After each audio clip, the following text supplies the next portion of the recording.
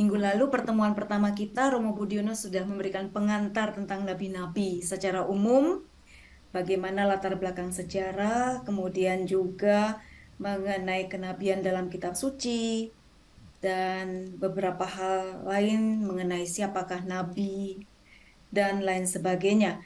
Nah, pada malam hari ini, silakan Romo Budiono untuk melanjutkan. Kita akan mengkhususkan masuk ke Nabi Amos. Kepada Romo Budiono, waktu kami persilakan selama 90 menit ke depan, dan setelah itu kita akan bisa berdiskusi. Terima kasih, Romo. Selamat malam, Bu Ellen, Pak Rudi, Bapak Ibu, Saudara sekalian. Selamat berjumpa kembali. Semoga semuanya sehat-sehat. Amin. Pertemuan kita bulan yang lalu, kalau tidak salah ya, sudah 1 bulan. Ya, dan kita akan melanjutkan mempelajari mengenal kalau tidak apa ya, tidak apa ini terlalu besar barangkali mengenal, mencicipi, mengulik sedikit dalam bahasa orang-orang sekarang kitab nabi-nabi kecil ini dan sore hari ini malam ini kita akan belajar sedikit tentang Amos. Ya. Bulan yang lalu telah berbicara mengenai pengantar kenabian secara umum. Dan kalau kita lihat dari sudut zaman, maka Amos adalah salah satu nabi penulis pertama yang muncul di dalam sejarah Israel. Tentunya ada nabi-nabi yang lain seperti Elia, Elisa yang hidup di zaman raja-raja Israel. Nah, ditulis di dalam kitab 1-2 Raja-Raja. Tetapi mereka adalah nabi-nabi yang tidak meninggalkan tulisan. Maka yang kita dalami ini adalah nabi-nabi yang meninggalkan tulisan-tulisan. Dan Amos adalah nabi sebelum pembuangan, jadi sekitar abad ke-8 sebelum Masehi, jadi hidup tahun 700-an sekian sebelum Masehi, bersama dengan nabi-nabi yang lain hampir sejaman atau sedikit lebih awal, maka dia disebut sebagai yang pertama barangkali dalam urutan sejarah nabi-nabi penulis ini. Seperti Hosea, Yesaya maksudnya yang menulis kitab apa ya Nabi Yesaya bab 1 sampai 39. Lalu kemudian juga Nabi Mika. Jadi Amos hidup sejaman dengan ketiga nabi ini. Kapan dia berkarya? Jadi Amos berkarya di tengah bangsa Israel pada masa Raja Yeroboam kedua, masa sekitar tahun 794 sampai 753 sebelum Masehi, jadi kira-kira 40-an tahunan ini. Dari masa itu dia mewartakan sabda Tuhan. Masa yang dalam arti tertentu cukup tenang dan stabil, terutama secara politik. Jadi pada waktu itu mungkin karena kekaisaran baik di barat daya, yakni di Mesir, ataupun di timur laut, yakni di Asur, cukup tenang. Mereka tidak saling berperang atau berkonflik satu sama lain.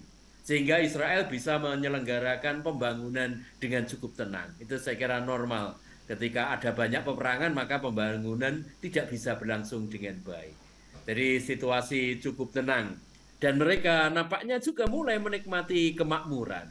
Jadi situasi yang berbeda dengan zaman-zaman sebelumnya, di mana Israel masih diwarnai apa ya masa konflik yang tidak mudah, apalagi zaman Yosua, zaman hakim-hakim, zaman kerajaan pada awalnya dan sebagainya. Banyak waktu energi diberikan untuk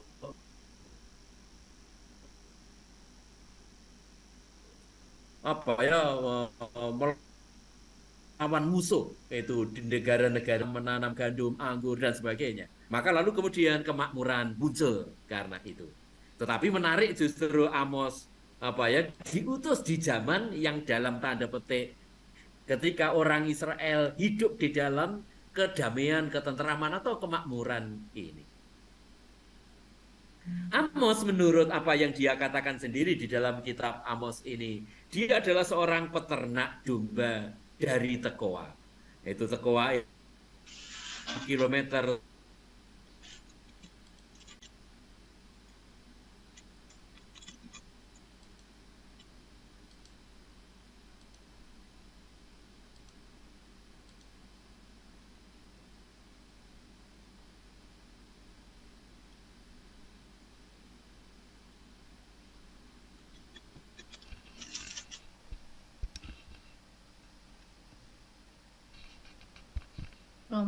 agak ini ya, terlempar keluar ya Pak Rudi. Ya, sinyalnya Romo warna merah sehingga memang agak Hilang-hilang ya berketerlambatan suaranya. tadi.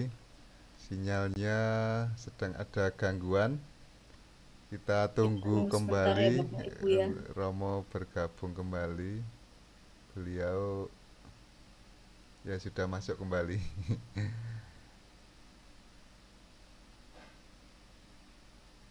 Ya, para saudara, saya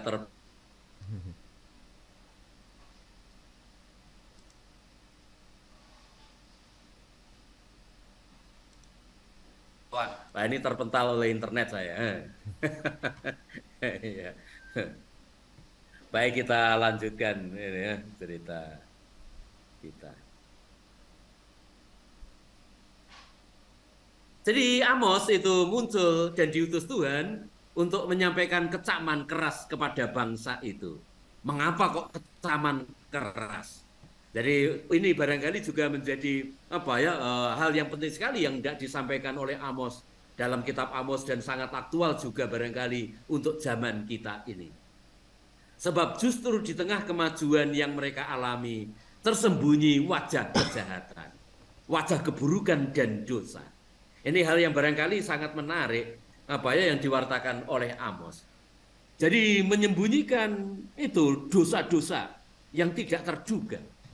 Dan Amoslah yang dengan suara kritisnya melihat ini ya, melihat apa yang tersembunyi di tengah dan di balik kemakmuran yang sedang dialami oleh bangsa itu.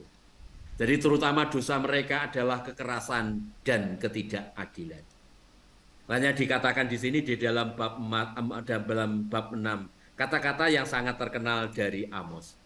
Celaka atas orang-orang yang merasa aman di Sion, atas orang-orang yang merasa tentram di Gunung Samaria. Itu dari Samaria itu ya adalah ibu kota kerajaan utara, kerajaan Israel. Dari kata nama kota ini Syamar, Syamar itu artinya menjaga, artinya Yahweh. Jadi Yahweh menjaga. Ini ironis sekali nanti. Jadi mereka merasa sangat aman karena merasa bahwa Tuhan menjaga mereka. Tapi nanti Tuhan tidak menjaga mereka. Tuhan nanti akan menghancurkan mereka. Itu karena Tuhan tidak suka dengan kehidupan mereka. Jadi dia Amos mengatakan kata-kata kecaman ini atas orang-orang yang termuka-muka dari bangsa yang utama, jadi orang-orang penting barangkali itu kan. Itu yang dikecam di sini terutama memang orang-orang penting, orang-orang kaya dan sebagainya. Orang-orang yang kepada mereka kaum Israel biasa datang. Jadi biasa didatangi, merasa dibutuhkan dan sebagainya. Tapi mereka nanti yang paling dikecam oleh Amos. Jadi Amos pada prinsipnya menggugat ketidakadilan yang terjadi di tengah kemakmuran Israel atau secara khusus Samaria ini. Jadi untuk menunjukkan contoh bagaimana dunia itu, kota-kota Israel terutama Samaria sangat makmur, Amos menuliskan demikian. Yang berbaring di tempat tidur dari gading dan duduk berjuntai di ranjang, yang memakan anak-anak domba dari kumpulan kambing domba dan anak-anak lembu di tengah-tengah kawanan binatang yang tambun. Itu. Jadi orang-orang penting dan orang kaya ini bahkan tempat tidurnya pun dari gading. Ini luar biasa sekali. Gading pasti tidak didapatkan di Israel, karena di Israel tidak mungkin ada gajah, karena hutan tidak ada, pohon besar tidak ada. Jadi adanya mungkin di Libanon. Jadi mereka mengimpor barang-barang mahal barangkali, termasuk bahkan untuk membuat membuat tempat tidur pun dari gading, menunjukkan luar biasa mungkin kemakmuran zaman itu. Tapi itu hanya dinikmati oleh segelintir orang di kota Samaria dan kota-kota penting zaman itu. Ini adalah ilustrasi barang-barang dari zaman Samaria ini. Dan ini benar. Itu ditemukan di penggalian-penggalian di kota Samaria kuno dari abad ke-7, ke-8 sebelum Masehi di zaman Amos. Jadi tampaknya memang ada berita, ada data sejarah sungguh. Maka Amos menyerukan kata-kata dari Tuhan sendiri. Di awal dia mengatakan demikian. Jadi mulai dari pembukaan kitab Amos ini sendiri. Perkataan Nabi Amos adalah suara yang kuat sekali, mengecam dia menyerukan suara Tuhan ini. Tuhan mengaum dari Sion dan dari Yerusalem ia mendengarkan suaranya. Jadi dibahasakan dengan bahasa singa seolah-olah Tuhan mengaum. Wah, itu Tuhan menjadi apa ya seperti singa yang sedang murka. Maka dia mengaum dari Sion.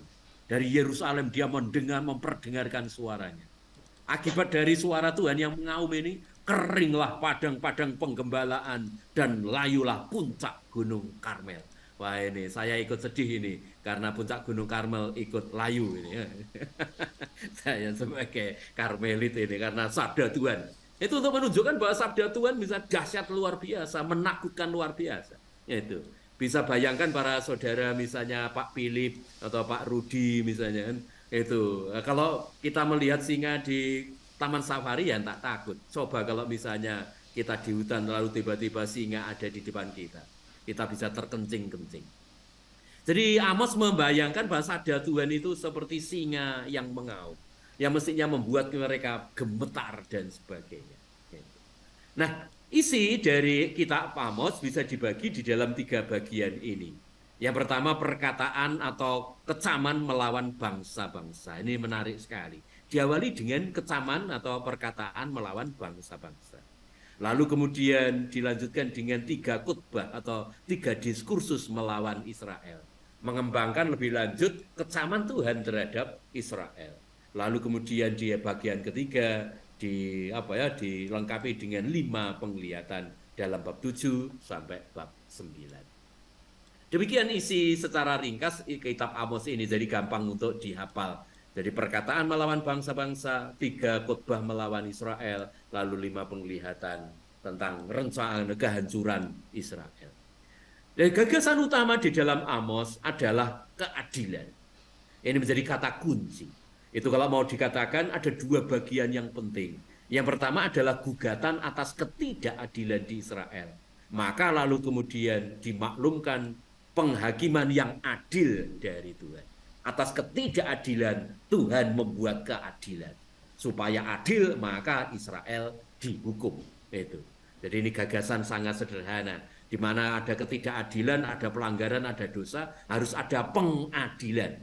Maka lalu pengadilan yang adil, yaitu supaya lalu kemudian keadilan itu ditegakkan. Maka kata kunci Amos tidak bisa kata lain yakni keadilan. 2 bagian ini barangkali bisa nanti diurai oleh Amos di dalam poin-poin ini. Gugatan atas ketidakadilan di Israel bisa dirangkum di dalam 5 poin ini. Apa saja ketidakadilannya itu? Yang pertama, penindasan atas orang miskin. Yang kedua, dunia penghakiman yang dibengkokkan. Ini salah satu sorotan kritis sekali dari kitab Amos. Yang barangkali juga sering terjadi di mana-mana, bahkan juga sampai sekarang. Jadi ketidakadilan yang sangat mengerikan atau parah adalah ketika di dunia pengadilan atau penghakiman itu dibengkokkan atau diperalat, direkayasa. Yang ketiga, kekerasan yang mewarnai kehidupan publik, di mana ada kekerasan di situ nampak ketidakadilan. Lalu keempat, hidup beragama yang juga bengkok. Jadi hidup beragama yang tidak benar. Walaupun di zaman itu hidup beragama marak sekali, tetapi nampaknya kehidupan beragamanya bengkok. Itu yang terjadi di situ, direkayasa atau palsu mungkin tepatnya dalam Amos seperti itu. Lalu yang kelima, ketidakadilan itu terwujud antara lain juga dalam penolakan terhadap kata-kata kenabian. Maka di bagian ketiga dikisahkan bagaimana cerita panggilan Nabi, tapi dalam konteks polemik dan konteks penolakan. Nabi dipanggil untuk ditolak. Itu menarik sekali di dalam kitab Amos ini. Maka menghadapi atau menanggapi ketidakadilan yang dibuat oleh Israel, Tuhan memberikan pengadilannya. Yakni dalam bentuk penghakiman yang adil. Apa yang adil bagi Israel? Itu jadi pertama ada 4 poin ini. Keputusan yang adil dari Tuhan, yakni keputusan yang tidak memihak, keputusan yang definitif, tidak bisa ditunda dan dibatalkan. Tetapi kemudian nanti di bagian akhir Tuhan juga adil, yakni Dia memberikan rahmat. Walaupun menghukum, tetapi nanti Tuhan juga memberikan harapan. Itu termasuk juga salah satu wujud dari keadilan Tuhan. Tuhan memang menghukum, tetapi juga Tuhan nanti memulihkan harapan Israel. Ini yang kiranya sangat bagus dari Amos. Maka para saudara, kita akan sedikit mulai melihat kitab ini di bagian yang pertama, walaupun secara singkat saja tema-tema atau beberapa teks yang barangkali baik kalau kita mencoba untuk mengulik sedikit kitab Amos ini. Bagian yang pertama, bab 1 ayat 1, atau ayat 3 sampai bab 2 ayat 16. Berbicara mengenai kecaman atau perkataan Amos melawan bangsa-bangsa. Menarik bahwa Amos ini di bagian pertama berbicara mengenai bangsa-bangsa dan Israel. Semuanya di bawah penghakiman Tuhan. Itu sesuatu yang benar. Bahwa hidup kita selalu ada di dalam sorot mata Tuhan. Tindakan manusia dan bangsa-bangsa selalu ada di bawah penilaian Tuhan. Dalam arti yang baik, apapun di dunia ini selalu dinilai. Tidak ada apapun yang dinilai, yang tidak dinilai. Dan Tuhan adalah hakim yang paling tinggi, maka dia menilai perbuatan manusia. Itu diceritakan sudah mulai sejak kitab Kejadian. Itu dalam cerita tentang zaman sebelum Nuh dan sebagainya. Tuhan selalu melihat tindakan manusia. Tuhan dikatakan selalu turun melihat tindakan manusia, sadar atau tidak sadar. Demikian juga di bagian pertama ini Amos menyampaikan bagaimana Tuhan menilai bangsa-bangsa itu. Menarik bahwa Amos memulai dengan kecaman terhadap 6 bangsa di sekitar Israel. Tetapi nanti lalu kemudian diakhiri dengan perkataan atau kecaman melawan Yehuda dan melawan Israel. Itu menarik sekali. Jadi kalau kita baca mulai awal kitab Amos itu, mungkin orang Israel itu seperti senang sekali ya. Jadi Amos tampil di hadapan publik, lalu dia mengecam bangsa-bangsa yang lain. Beginilah firman Tuhan kepada Damsyik, beginilah firman Tuhan kepada Gaza. Masing-masing didata dosa-dosa bangsa-bangsa ini. Mulai Damsyik, Gaza, Tirus, Edom, Amon, Moab itu. Jadi mereka semua dikecam oleh Nabi. Mungkin para pendengar waktu itu orang-orang Samaria, orang Israel, mereka senang sekali mendengar kecaman Amos ini terhadap bangsa-bangsa itu. Mereka mungkin merasa, wah itu nggak sadar, itu merasa lalu tinggi hati, merasa sombong, wah itu memang bangsa-bangsa itu perlu dikecam. Tapi dengan jenius sekali, Amos selalu mengakhiri kecamannya dengan kecaman terhadap Yehuda dan terhadap Israel. Jadi memang Amos pertama-tama menyampaikan kecaman terhadap bangsa-bangsa. Yang mendengar waktu itu tentunya orang Israel sendiri, yaitu bukan bangsa-bangsa yang lain. Itu sama dengan orang kalau menjelekkan bangsa-bangsa yang lain kan semangat sekali. Tapi nanti Amos puncaknya adalah menjelekkan, mengecam bangsanya sendiri. Dan kecaman itu menjadi puncak dari kecaman terhadap bangsa-bangsa yang lain. Jadi merupakan hanya suatu metode, cara untuk akhirnya nanti puncaknya kecaman yang paling dalam adalah kepada bangsanya sendiri.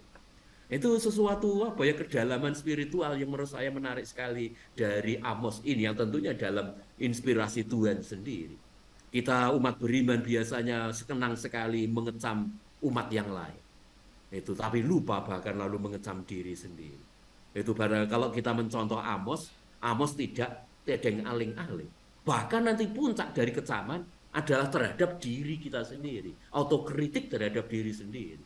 Dia hanya menggunakan kecaman terhadap bangsa-bangsa lain untuk pertama-tama menuju kepada seruan melawan bangsanya sendiri. Puncak dari dosa umat manusia adalah umat terpilih ini sendiri, yakni Yehuda dan Israel. Itu hal yang sangat mengagetkan. Biasanya orang beriman, bahkan juga pemuka-pemuka agama, suka mengecam umat yang lain. Tapi jarang berani mengecam umatnya sendiri. Tidak berani ini. Amos memberikan teladan yang keberanian yang menarik sekali di sini. Saya beri contoh saja satu kecaman awal yang disampaikan oleh Amos kepada bangsa Damsyik. Beginilah firman Tuhan, karena 3 perbuatan jahat Damsyik, bahkan 4. Wah itu. Ini suatu seni sastra itu. Karena 3 dosa ini bahkan 4. Artinya dosanya mereka itu sudah banyak sekali. Itu 3 itu dosa sudah banyak. Ini bahkan 4. Oh dosamu 3 bahkan 4. Itu untuk mengatakan dengan suatu seni sastra untuk menyatakan bahwa dosa mereka banyak. Itu. Aku tidak akan menarik kembali keputusanku. Ini Tuhan yang mengatakan kepada bangsa-bangsa itu. Oleh karena mereka telah mengirik Gilead dengan eretan pengirik dari besi. Jadi mungkin mereka orang Damsyik itu mengalahkan orang Gilead lalu kemudian menyiksa mereka, menarik, menyeret mereka dan sebagainya. Itu. Jadi dosanya Damsyik ini ya kekejaman terhadap bangsa yang lain. Itu Tuhan lalu menghukum mereka dan Tuhan memutuskan untuk tidak menarik keputusannya. Enggak, sudah dipastikan bahwa Damsyik dihukum. Nanti bangsa-bangsa yang lain juga, itu Gaza, Tirus, Edom, Amon, Moab, itu semua nanti dihukum oleh Tuhan karena dosa mereka. Itu. Tapi menarik sekali nanti puncaknya adalah apa yang dikatakan terhadap Yehuda dan terhadap Israel. Kita baca di sini apa yang dikatakan oleh Amos kepada Israel. Karena 3 perbuatan jahat bahkan 4, aku tidak akan menarik kembali keputusanku. Oleh karena mereka menjual orang benar karena uang dan orang miskin karena sepasang kasut. Mereka menginjak-injak orang lemah, kepala orang lemah ke dalam debu dan membelokkan jalan orang sengsara. Anak dan ayah pergi menjamah seorang perempuan muda sehingga melanggar kekudusanku dan sebagainya. Nanti bisa dibaca sendiri para saudara. Bayang. Ini saya tampilkan di sini, atau kalau mau seluruh kitab Amos, karena hanya 9 bab yang tidak terlalu panjang bisa dibaca mungkin dalam 1 sore selesai. Jadi setiap bangsa sekitar dikecam oleh nabi ini atas dosa-dosa dan kejahatan mereka masing-masing. Nampaknya para saudara, kalau kita boleh menyimpulkan, dosa-dosa mereka ini, bangsa-bangsa asing ini, berkaitan dengan peperangan dan kekerasan dan kekejaman terhadap bangsa lain. Namun menarik sekali Israel nanti dikecam, terutama karena ketidakadilan dan kekerasan, kekejaman dalam bangsa mereka sendiri terhadap para saudara mereka sendiri. Ini yang lebih kejam sekali ya. Itu.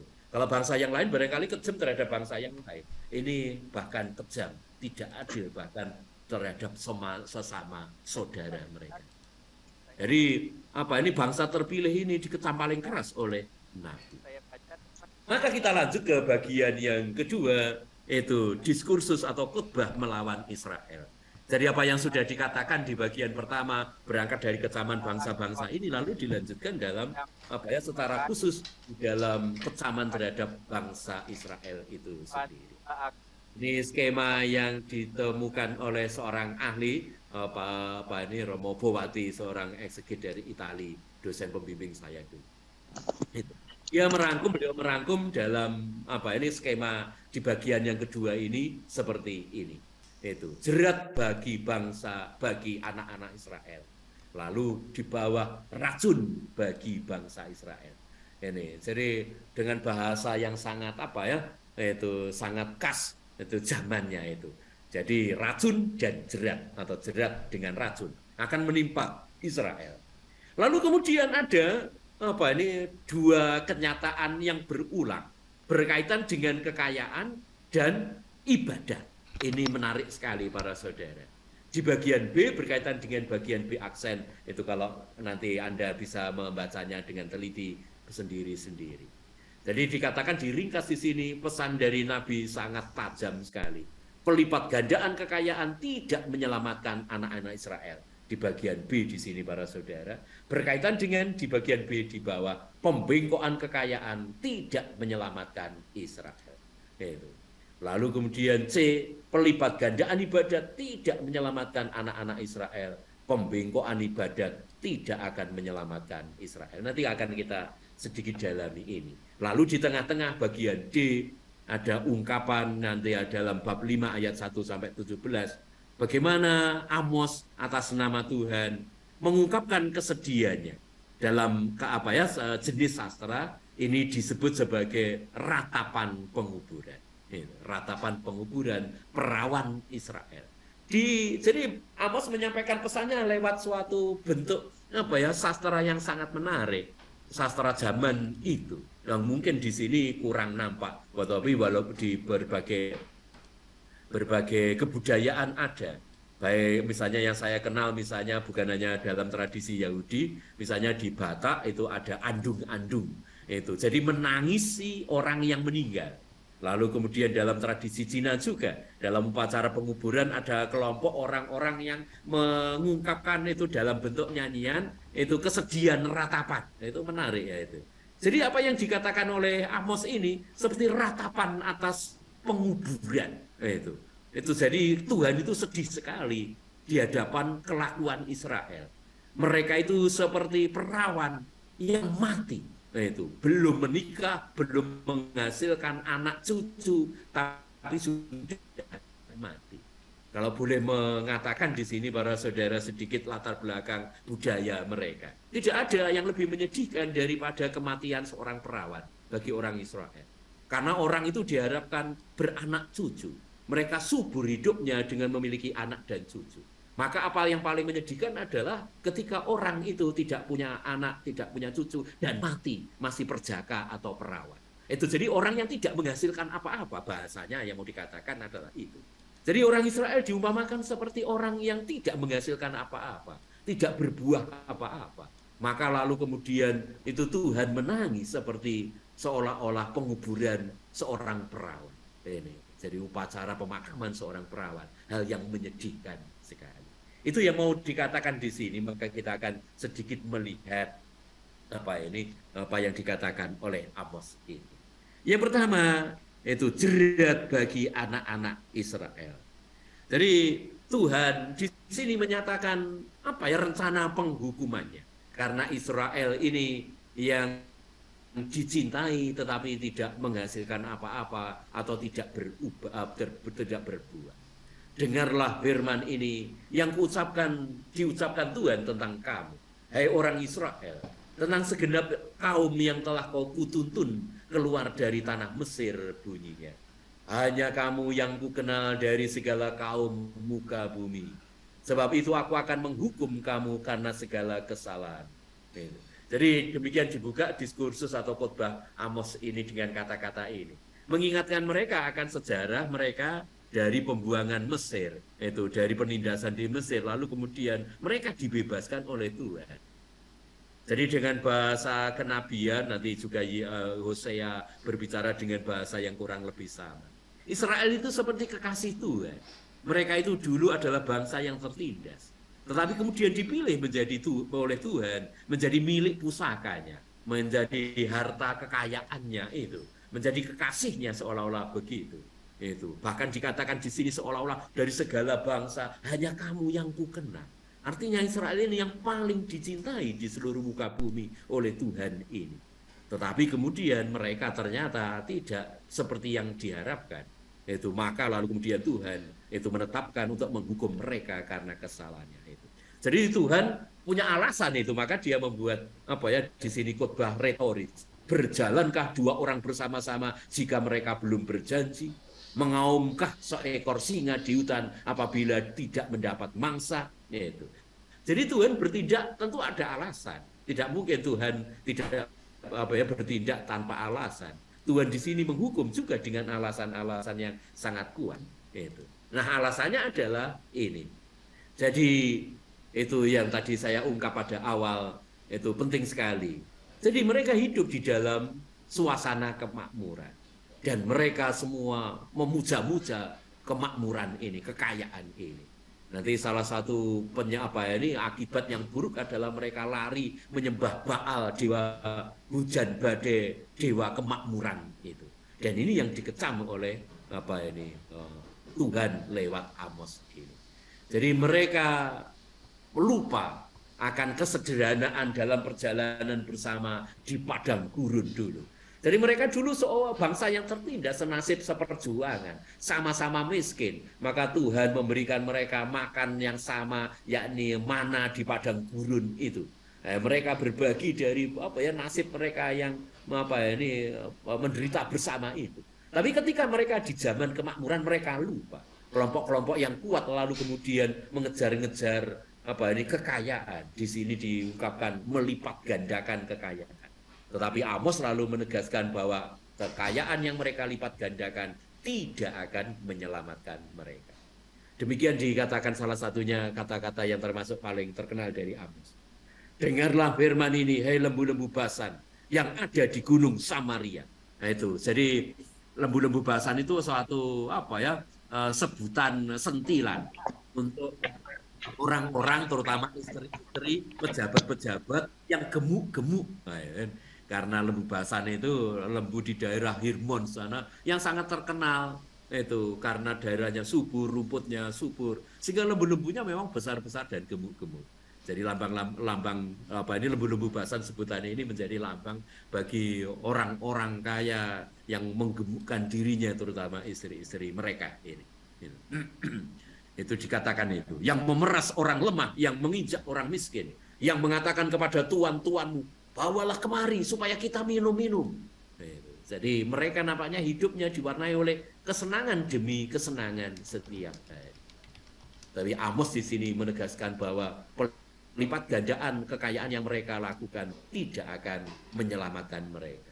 Nanti akan memang terjadi sungguh bahwa Samaria akan hancur dan apapun yang mereka miliki tidak menyelamatkan mereka. Secara harafiah sungguh tidak mampu apa-apa. Itu tidak mampu menyelamatkan mereka. Kekayaan mereka malah nanti menjadi barang jarahan orang-orang Asyur ketika tanah mereka dijarah dihancurkan oleh Asyur. Katakan di sini Tuhan Allah telah bersumpah demi kekudusannya.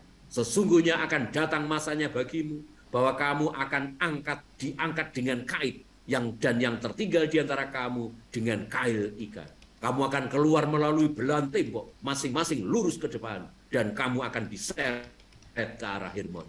Dan ini nanti memang benar, terutama orang-orang kuat dan kaya, pejabat-pejabat nanti akan mengalami pembuangan ke kota Asyur, seperti yang dikatakan oleh Amos ini diramalkan oleh Amos. Lalu di bagian bawah nanti bagi ayat 6 bab 6 misalnya, sekali lagi ditegaskan bagaimana kekayaan yang dibengkokkan. Itu istilah ini barangkali istilah yang khas di sini. Maksudnya adalah kekayaan yang dicari dengan cara yang tidak benar dan digunakan dengan cara yang tidak benar. Ini kekayaan yang dibengkokkan. Itu tidak akan menyelamatkan Israel. Ya, kita hari-hari ini juga mendengar itu mereka yang ketangkap KPK, korupsi dan sebagainya. Tidak akan menyelamatkan kekayaan yang mereka peroleh. Malah mencelakakan mereka. Celakalah orang-orang atas orang-orang yang merasa aman di Sion, atas orang-orang yang merasa tentram di Gunung Samaria, atas orang-orang terkemuka dari bangsa-bangsa utama, orang-orang yang kepada mereka kaum Israel biasa datang, seperti yang sudah kita bacakan. Lalu hal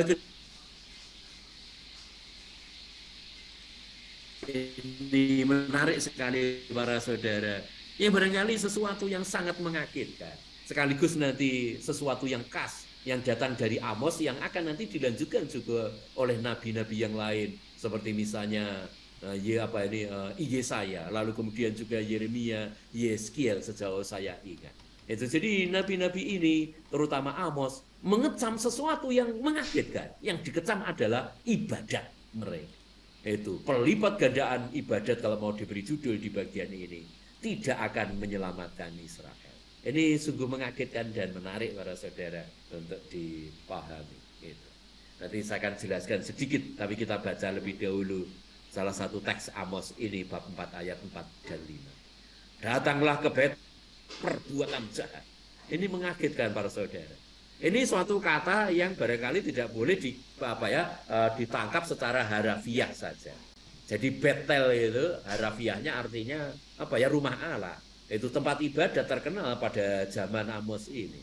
Tapi dengan kata ironi, jadi Nabi ini menggunakan kata ironi dan sarkasme barangkali kalau begitu. Gitu.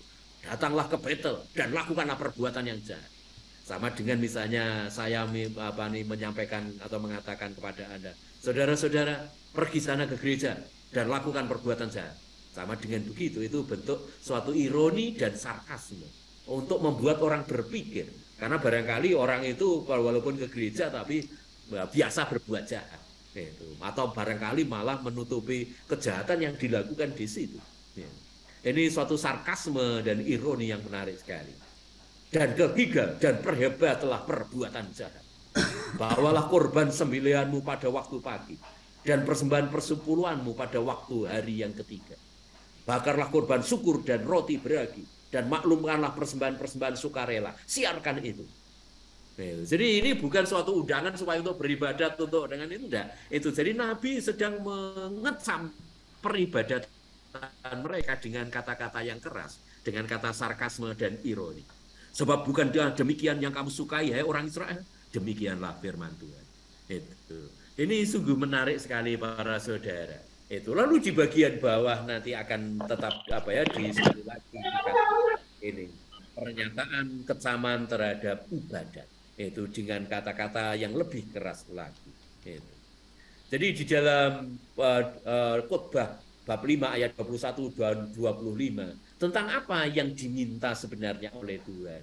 Tapi Tuhan mengungkapkan pertama-tama di sini kemuaan Tuhan terhadap ibadat Israel.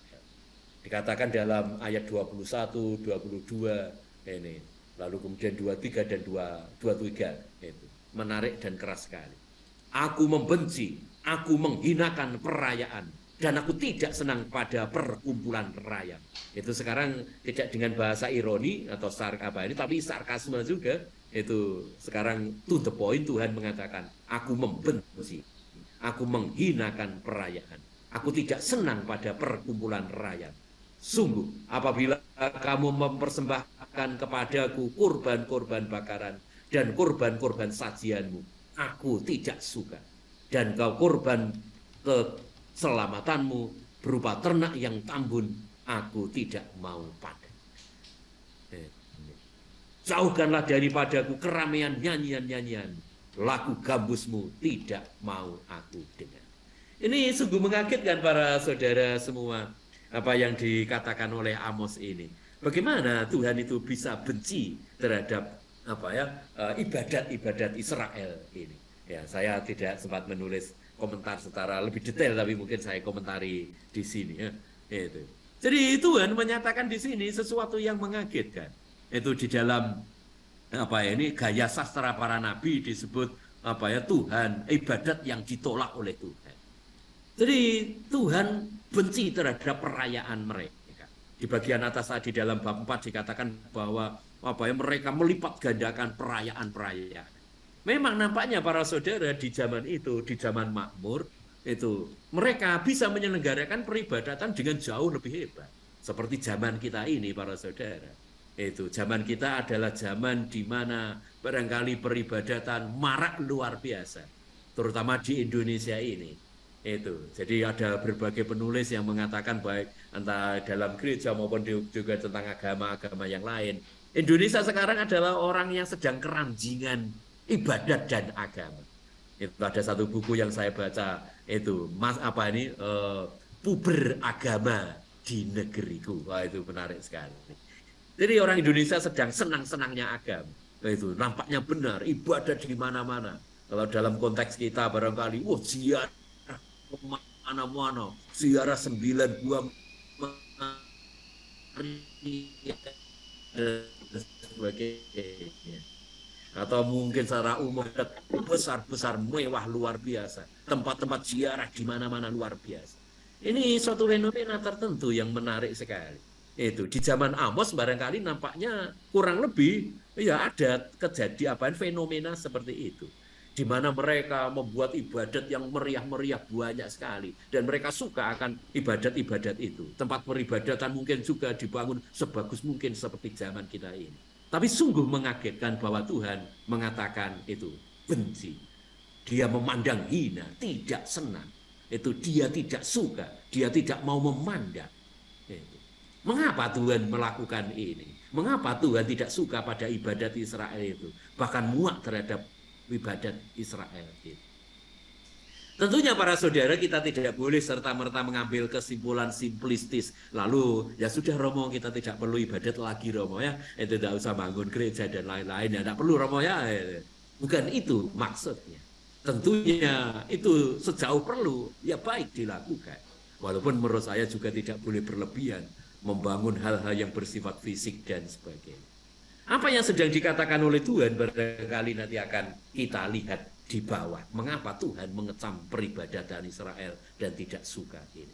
Nanti di bagian tengah seperti yang saya katakan tadi, itu Tuhan menyatakan kesedihannya, dibahasakan dengan bahasa apa ya, sastra zaman itu, bahasa budaya mereka. Itu, oh nanti Yesus juga di dalam perjanjian baru juga menyatakan kesedihannya itu. Dengan walaupun diterjemahkan dalam bahasa Indonesia sayangnya dengan kata celakalah, celakalah. Di sini juga sedikit kata celakalah. Tapi sebetulnya yang mau diungkapkan adalah ungkapan kesedihan. Aduh, itu. Jadi dalam bahasa Indonesia mungkin itu ketika kita sedih mengaduh itu. Waduh, kok demikian? Suatu tangis ini. Tuhan sedih karena melihat bahwa Israel itu seperti perawan yang belum menikah sudah mati. Artinya tidak menghasilkan apa-apa. Walaupun mereka sebagai bangsa yang dicintai oleh Tuhan. Itu. Maka Tuhan meratap di sini. Telah rebah, tidak akan bangkit-bangkit lagi anak darah Israel. Terkapar di tanahnya, tidak ada yang membangkitkannya. Ini kata Nabi, lalu dia mengatakan sabda Tuhan. Kota yang maju berperang dengan 1.000 orang, daripadanya akan tersisa 100 orang. Yang maju berperang dengan 100 orang, daripadanya akan tersisa 10 orang. Ini menarik itu. Jadi nanti Israel memang akan menghadapi bencana, mengalami perangan dengan bangsa yang lebih kuat, jauh lebih kuat Asur, dan mereka akan luluh lantang. Masih ada sisanya, tapi hanya sedikit sekali. Dikatakan di sini hanya 1/10 sisanya dari yang ada ini. Nanti di bagian akhir kata sisa ini menjadi kata penting di sini. Tapi Tuhan di sini menyatakan penghukumannya atas mereka, karena memang lalu Israel ini seperti perawan yang mati. Itu kalau buah atau pohon, barangkali pohon yang mati sebelum waktunya, yang belum berbuah apa-apa. Jadi mereka suka membuat upacara-upacara, ibadat-ibadat. Padahal Tuhan pertama-tama tidak meminta itu. Itu di sini di tengah-tengah yang saya tulis dalam huruf merah. Ini yang menjadi tuntutan dari Tuhan pertama-tama. Carilah Tuhan, maka kamu akan hidup. Supaya jangan ia memasuki keturunan Yusuf bagaikan api. Itu, hai kamu yang mengubah keadilan menjadi ibu, yang mengempaskan kebenaran ke tanah. Itu kata-kata ini juga termasuk puitis sekali, dan mungkin dengan bahasa simbolis. Kamu mengubah keadilan menjadi ipuh. Itu ipuh itu dalam budaya mereka itu sesuatu dari akar. Itu bisa diminum, bisa dimakan. Nampaknya dari akar-akaran, tapi akarnya ini mematikan, sungguh pahit, tidak karuan, dan bisa membunuh, racun yang bisa membunuh orang. Jadi apa yang mau dikatakan ini? Kamu mengubah keadilan menjadi sesuatu yang pahit dan mematikan. Itu yang mau dikatakan oleh Nabi. Mestinya kalau ada keadilan, hidup mereka manis dan menggembirakan, menghidupkan. Tapi karena ada ketidakadilan, maka itu membawa sesuatu yang pahit dalam hidup barangkali orang yang kecil. Itu dan mematikan. Itu yang seperti kembali seolah-olah pengalaman penindasan di Mesir, di mana mereka mengalami nasib pahit dan kematian-kematian. Ini terjadi lagi di tengah zaman kemakmuran di zaman Amos itu. Karena mereka mengempaskan kebenaran ke tanah. Jadi kebenaran sudah dilecehkan, diinjak-injak, tidak diperhitungkan. Orang tidak peduli benar atau tidak benar, yang penting untung. Itu lalu yang terjadi nampaknya seperti itu seolah-olah. Maka lalu kemudian Tuhan mengecam di sini tindakan, bahkan juga itu tindakan peribadatan mereka. Yang diminta oleh Tuhan adalah mencari Tuhan. Ini menarik. Carilah aku, maka kamu akan hidup. Carilah Tuhan, maka kamu akan hidup. Itu jadi 2 kali diulangi. Di tengah-tengahnya dikatakan lagi tentang tadi Betel, Gilgal, Bershewa. Jangan kamu mencari Betel, jangan kamu pergi ke Gilgal, janganlah menyeberang ke Bershewa. Ini tempat-tempat suci di zaman itu. Seolah-olah kita ini diminta jangan pergi ke Sendangsono, jangan pergi ke Vatikan, jangan pergi ke Lourdes. Itu seolah-olah dengan begitu dalam bahasa sekarang para saudara semua. Tuhan tentunya tidak sedang melarang mereka untuk pergi ke tempat-tempat itu. Tapi pertama-tama Tuhan meminta sesuatu yang lebih penting. Itu kalau mau dilaksanakan ya silakan, tapi bukan yang paling penting. Yang paling penting, yang lebih penting adalah melaksanakan keadilan, menciptakan keadilan, dan melaksanakan menghormati kebenaran.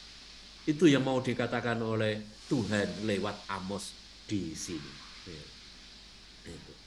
Maka Amos merangkum kata-katanya ini dengan barangkali bahwa pelipat gandaan ibadat tidak menyelamatkan mereka.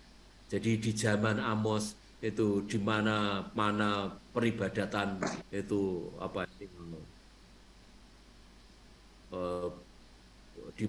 banyak sekali, marak sekali, tapi mereka lupa itu.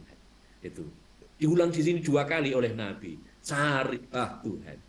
Nampaknya mau ditegaskan di sini hal yang penting. Mengapa seruan penting ini? Itu. Pertama mungkin karena umat itu tidak sungguh-sungguh mencari Tuhan. Atau bahkan dalam hidup mereka tidak mencari Tuhan sama sekali. Bisa jadi. Karena yang dicari nanti hal-hal yang lain. Itu saya kira benar itu. Nanti ketika orang mencari hal-hal lain, maka itu orang akan berbuat apapun itu dengan gampang sekali. Entah ketidakadilan atau kekerasan, kejahatan apapun. Mereka nampaknya mencari berhala-berhala lain, Allah-Allah lain, Allah yang palsu dan bukan Yahweh Allah Israel. Itu yang ketiga, mereka mencari hal-hal yang lain, sesuatu yang bukan Tuhan. Itu bisa jabatan, bisa kekayaan, itu bisa kekuasaan, apapun pokoknya di luar Tuhan itu yang dicari-cari. Itu sehingga melahirkan kejahatan-kejahatan. Tetapi jika Tuhan dicari, maka kamu akan hidup. Itu juga diulang di sini 2 kali. Untuk menunjukkan betapa pentingnya pesan ini. Mencari Tuhan, maka kamu akan hidup. Itu. Jadi Amos yakin sekali bahwa kehidupan itu sungguh dari Tuhan. Manusia hanya mengalami kehidupan yang penuh jika sungguh hidupnya mencari Tuhan. Carilah Tuhan dan kebenarannya. Itu, carilah kerajaan Allah dan kebenarannya. Dan sisanya itu akan diberikan kepadamu dalam kata-kata Tuhan Yesus. Itu yang dalam tanda petik barangkali dalam kalimat yang berbeda hendak dikatakan oleh Amos di sini. Nabi mengingatkan bahwa hanya dalam Tuhan Allah Israel yang benar itu umat akan menemukan hidup yang benar, hidup yang sejati. Sebaliknya Allah-Allah yang palsu itu entah berhala-berhala zaman itu terutama Baal. Lalu konkretnya barangkali kemakmuran, jabatan, kekuasaan, itu hidup enak dan sebagainya. Itu tidak akan membawa mereka pada hidup sejati dan hanya membawa mereka pada hidup yang palsu. Barangkali Amos mau mengatakan itu. Maka diserukan di sini, janganlah kamu mencari Betel, janganlah kamu pergi ke Gilgal, janganlah menyeberang ke Beersheba. Itu. Jadi ini yang dikatakan Tuhan. Mungkin pertama-tama ya di situ ada penyembahan berhala-berhala barangkali menurut beberapa penafsir mengapa mereka tidak diperintah untuk tidak pergi sana. Itu menurut beberapa penafsir beberapa ahli. Mungkin di sana ada penyembahan berhala dan sebagainya. Tetapi menurut saya ada sesuatu yang lebih dalam daripada sekedar itu. Ada alasan yang lebih dalam, yang lebih spiritual menurut saya.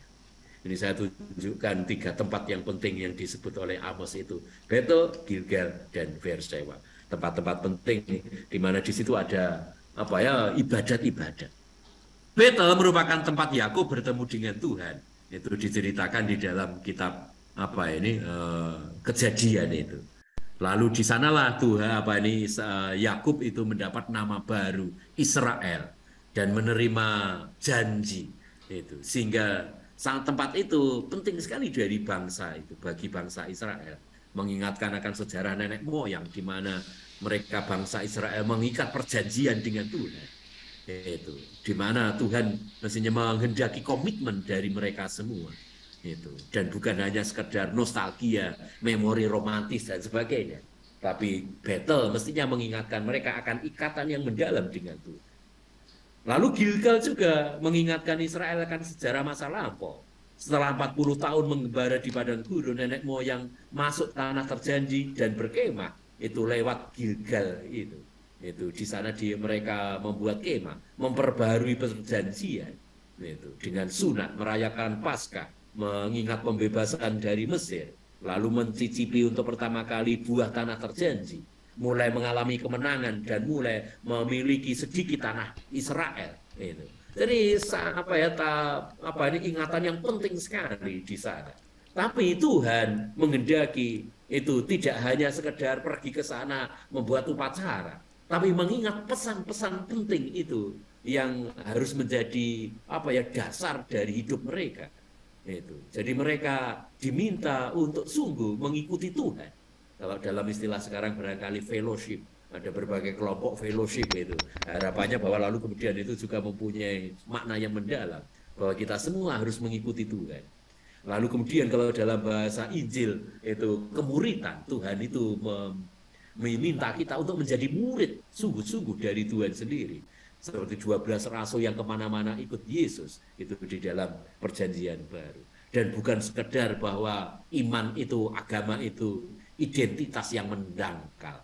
Itu bahwa kita beragama ini atau zaman itu kita umat Yahweh tapi tidak mempunyai konsekuensi yang mendalam dalam hidup mereka.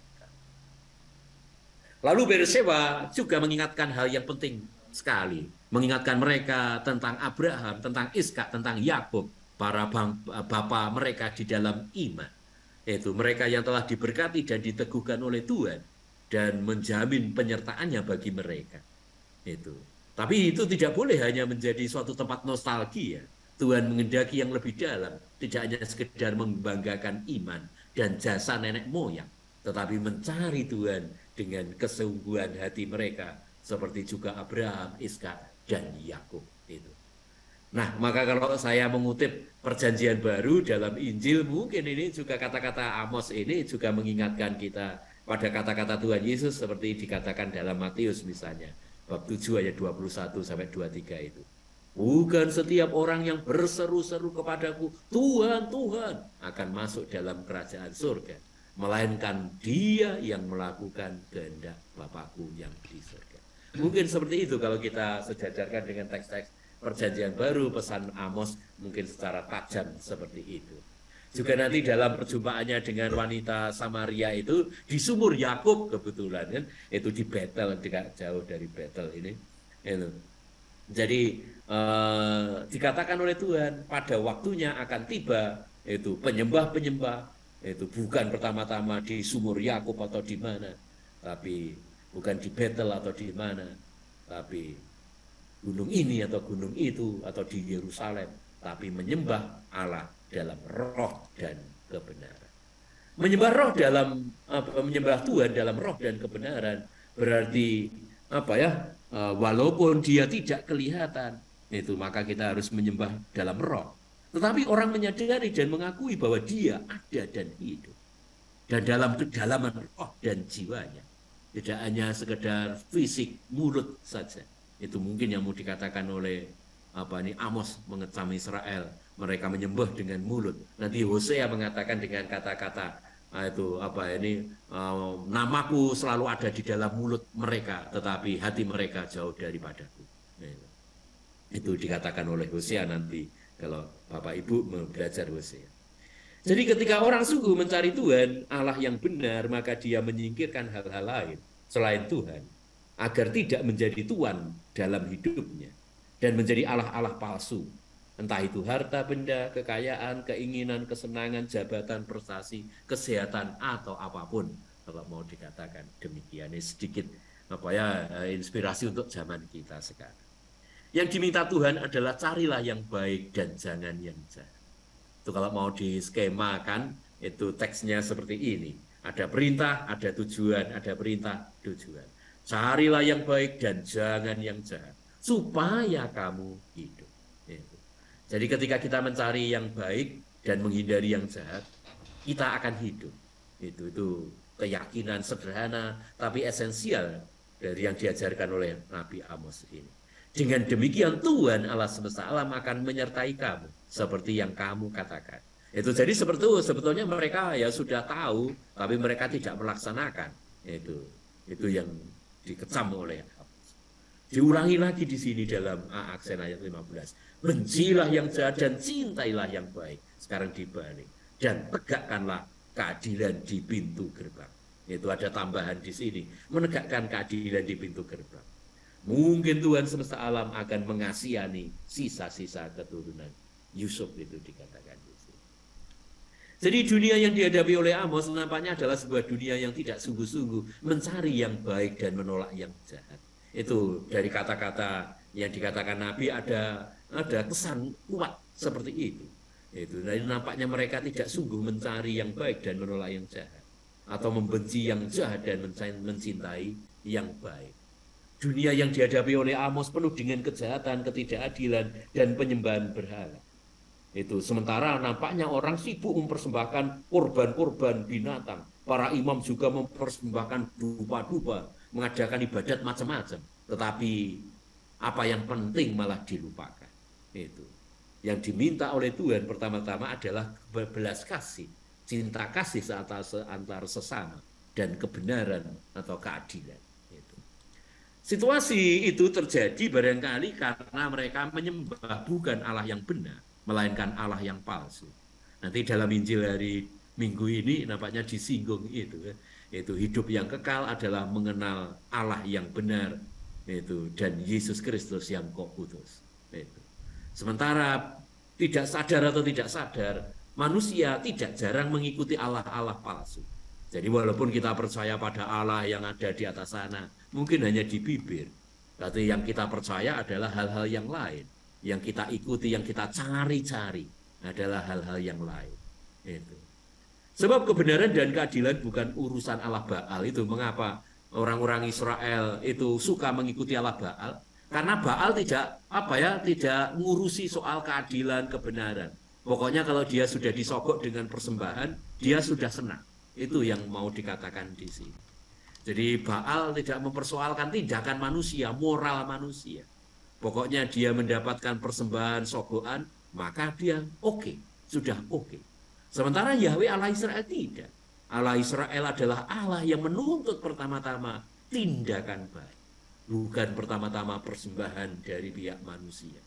Karena Tuhan tidak membutuhkan apa-apa. Nanti dalam Mazmur banyak sekali katakan, itu semua ini miliknya. Itu Libanon dan sebagainya. Apakah cukup kayu bakarnya untuk persembahan? Nah, ya. Untuk menunjukkan bahwa Tuhan tidak butuh apa-apa. Itu karena semuanya ini miliknya. Itu. Jadi yang diminta pertama-tama bukan persembahan, melainkan tindakan baik dan keadilan. Tetapi kontras dengan itu, Baal adalah itu Allah yang itu Allah palsu yang itu membutuhkan hanya persembahan. Tetapi demi kemakmuran, ketidakadilan dianggap wajar oleh orang Israel pada waktu itu. Kekerasan menjadi sesuatu yang nampaknya legal.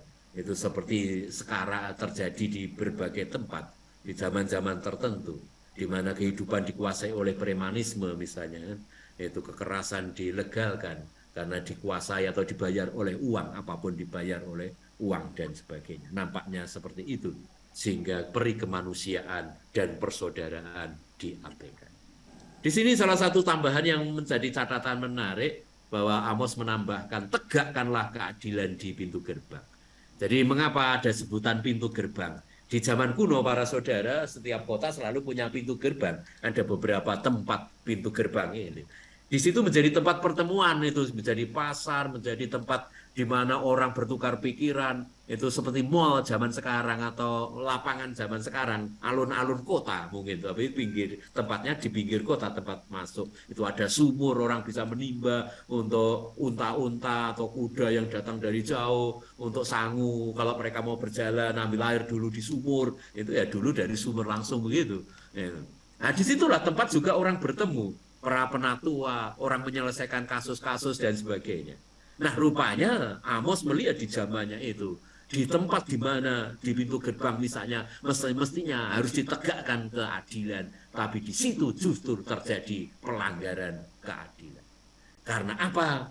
Karena barangkali mereka yang kuat, mereka yang mempunyai, lalu membayar itu kasus-kasus mereka, sehingga terjadi malah ketidakadilan. Di tempat di mana keadilan mestinya ada, malah justru ada ketidakadilan. Ini kejahatannya double. Kalau ada ketidakadilan di luar, orang dibawa ke pengadilan supaya lalu kemudian ditegakkan keadilan. Tapi justru di situ yang salah malah dibenarkan, yang benar disalahkan. Itu yang paling menyakitkan di sana terjadi. Itu jadi keadilan diperjualbelikan seolah-olah demikian.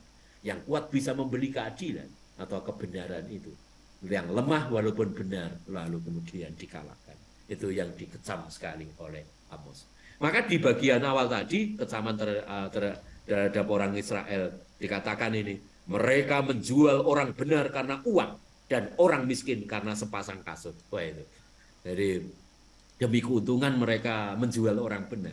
Itu bahkan orang miskin sepasang kasut nggak tahu dengan harga yang tidak ada artinya mungkin seperti itu. Itu. Jadi demikian yang dikecam oleh Amos. Jadi keadilan menjadi tema sentral Amos. Dia seperti yang saya katakan tadi. Tetapi biarlah keadilan bergulung-gulung seperti air dan kebenaran seperti sungai yang selalu mengalir. Itu. Mengapa keadilan ini penting sekali? Karena Yahweh adalah Allah Israel yang mendengarkan jeritan orang Israel dalam penindasan di Mesir dan membebaskan mereka agar hidup sebagai bangsa yang merdeka dan sederajat dalam semangat solidaritas satu sama lain yang mendalam. Bahwa mereka semua saudara. Kan dulu mereka hidup bersama sebagai saudara dari Mesir, melewati perjuangan senasib sependeritaan dalam perjalanan panjang 40 tahun di padang gurun. Dan saya katakan di awal bahwa Amos barangkali pesan ini sangat kuat karena dia hidup di tempat namanya Tekoa, itu yang udah pinggiran padang gurun. Keluar dari rumah setiap hari barangkali dia melihat padang gurun itu. Sehingga selalu ingat akan cerita mungkin dari orang tuanya. Itu bahwa bangsa nenek moyang mereka dulu menyeberang itu berjualan dari jauh dari Mesir, melewati daerah mereka untuk masuk ke tanah terjanji. Maka Amos sangat kental dengan cerita itu dan ingin membela nilai-nilai persaudaraan dan solidaritas yang sangat mendalam. Gitu. Mungkin keadilan itu seperti ini para saudara, bukan kesamaan ya, tapi keadilan itu seperti yang sebelah kanannya itu. Kalau kesamaan itu artinya ya tempat pancatannya satu sama-sama gitu kan. Tapi yang satunya yang kecil ini nggak bisa melihat. Itu. Keadilan berarti justru yang satu bahkan mau berkorban bagi yang lain sehingga tiga-tiganya bisa melihat. Ini lihat satu ilustrasi yang menurut saya menarik sekali ya. Apa artinya keadilan? Keadilan berarti bukan berarti sama-sama semuanya sama, enggak. Tapi suatu akses, suatu kondisi, suatu cara hidup di mana semua orang bisa merasakan rahmat Tuhan. Itu keadilan. Bahwa Tuhan itu baik bagi semua orang. Itu. Jadi tidak hanya baik pada orang-orang tertentu.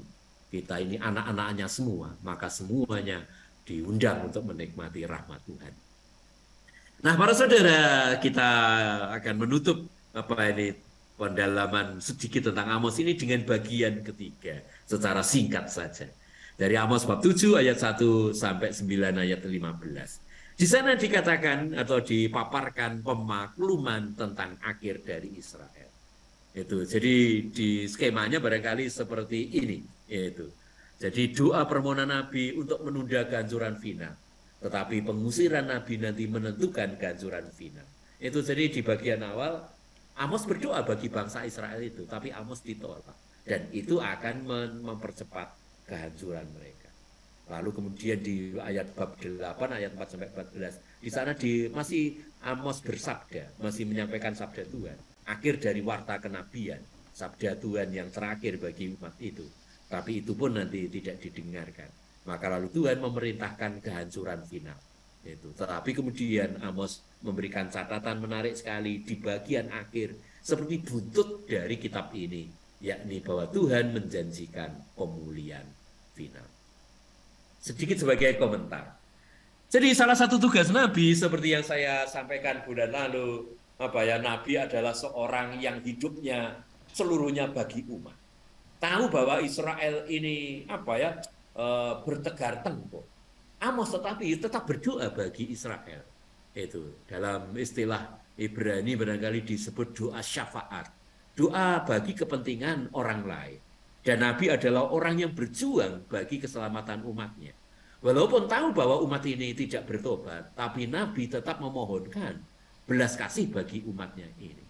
Maka dalam cerita, dalam bentuk penglihatan menarik, bahwa 2 kali Tuhan ini menyampaikan kehendak atau rencananya yang akan menghukum Israel. Dalam cerita yang pertama dikisahkan bahwa Nabi melihat barisan belalang yang mengerikan. Itu Itu menarik sekali ini cerita ini para saudara, walaupun sangat sederhana. Belalang itu bisa menjadi simbol, ya belalang itu ribu atau tidak terjumlah, terbilang banyaknya belalang yang bisa menghancurkan panenan orang-orang Israel. Rumput-rumput sampai apa ya ini ya, yang lain-lain gandum, sehingga mereka bisa mati kelaparan dan itu bisa menjadi tragedi yang sangat mengerikan. Nah, Tuhan akan mengirimkan belalang. Tapi belalang bisa juga punya pengertian mungkin pasukan Asyur yang akan datang bagaikan belalang lalu menghancurkan mereka. Dua-duanya mungkin. Tapi apa yang menarik bahwa di tengah penampakan ini si Nabi ini berdoa semoga Tuhan menyelamatkan Israel. Itu argumen yang dia pakai adalah menarik sekali. Tuhan Allah, berikanlah kiranya pengampunan. Bagaimana Yakub dapat bertahan? Bukankah ia kecil?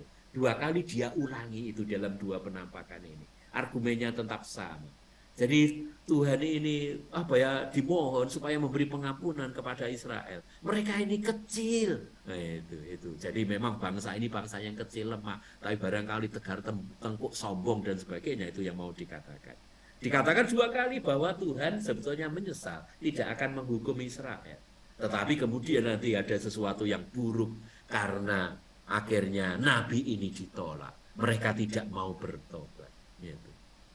Jadi kisah panggilan Nabi Amos dikisahkan secara menarik dalam konteks polemik dan penolakan. Padahal kalau mereka mendengarkan nabi, mereka akan mungkin selamat. Itu.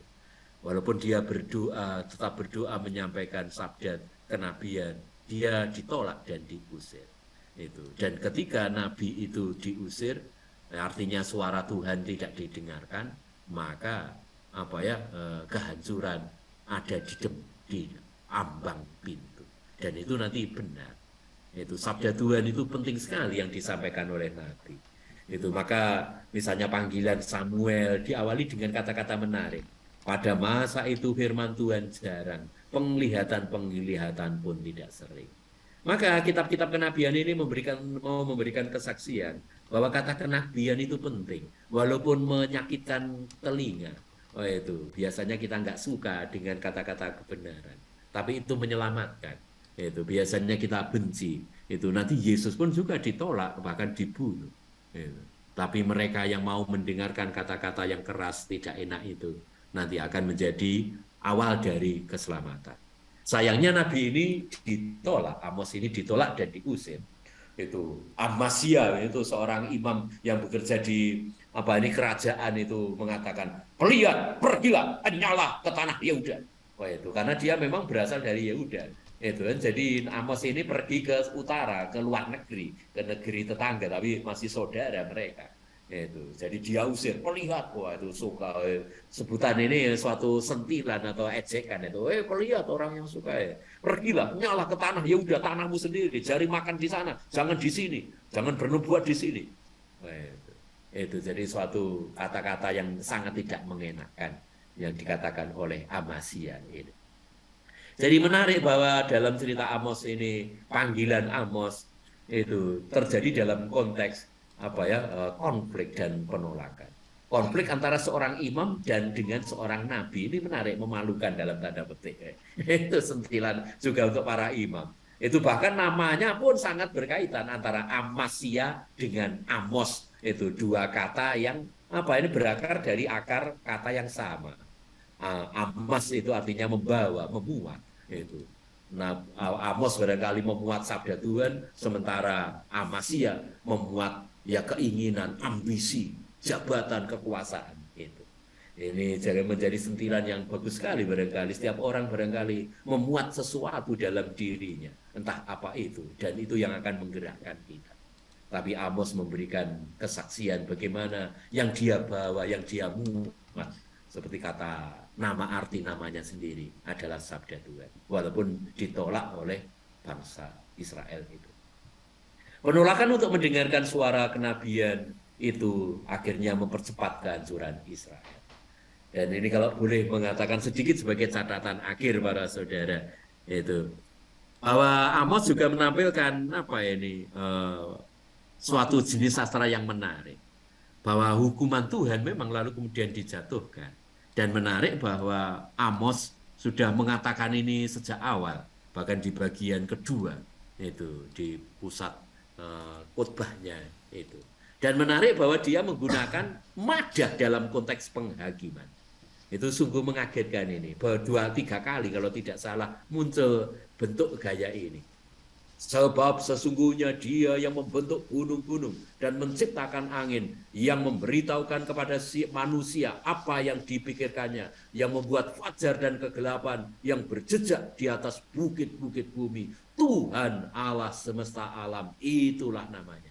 Itu sering kali kita menyerukan ini. Ini merupakan suatu ungkapan yang disebut madah, pujian kepada Tuhan.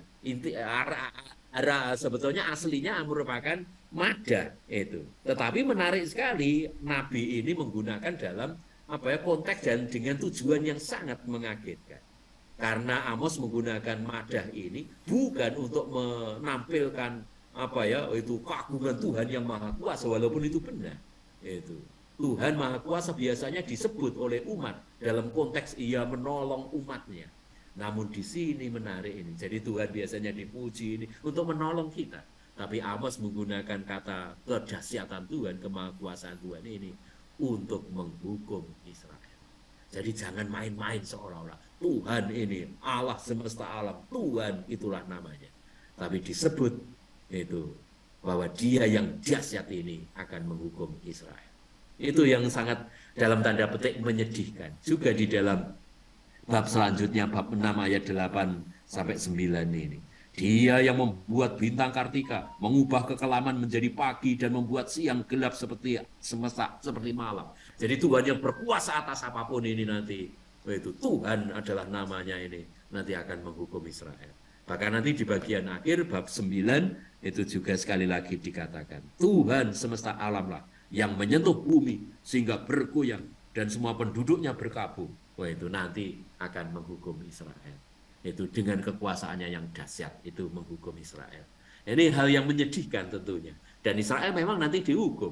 Mereka akan dijarah dan dihancurkan oleh Asyur. Samaria akan diratakan dengan tanah, hanya nanti tertinggal sisa-sisanya.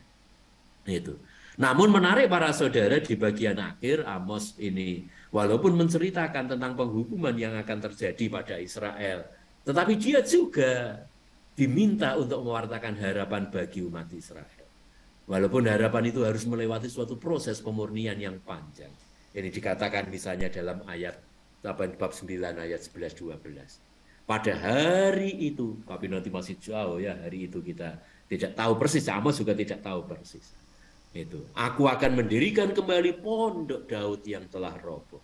Itu, aku akan menutup pecahan dindingnya dan akan mendirikan kembali reruntuhannya. Aku akan membangunnya kembali seperti zaman dahulu kala, supaya mereka menguasai sisa-sisa bangsa Edom dan segala bangsa yang kusebut milikku. Jadi Tuhan pun walaupun dia sebagai hakim itu, tapi dia hakim yang adil. Dia menghukum tapi nanti juga membangkitkan harapan jauh di masa depan. Terima kasih. Terima kasih Romo Budiono untuk penjelasan mengenai Amos. Saya pikir ini sangat menggugah kita untuk benar-benar teguran Amos juga ini juga menjadikan refleksi buat kita ya Romo, untuk beribadah secara benar di hadapan Tuhan. Romo, ada banyak pertanyaan yang masuk. Mungkin silakan dari Pak Rudi bisa memulai dengan pertanyaan yang sudah masuk di kolom chat.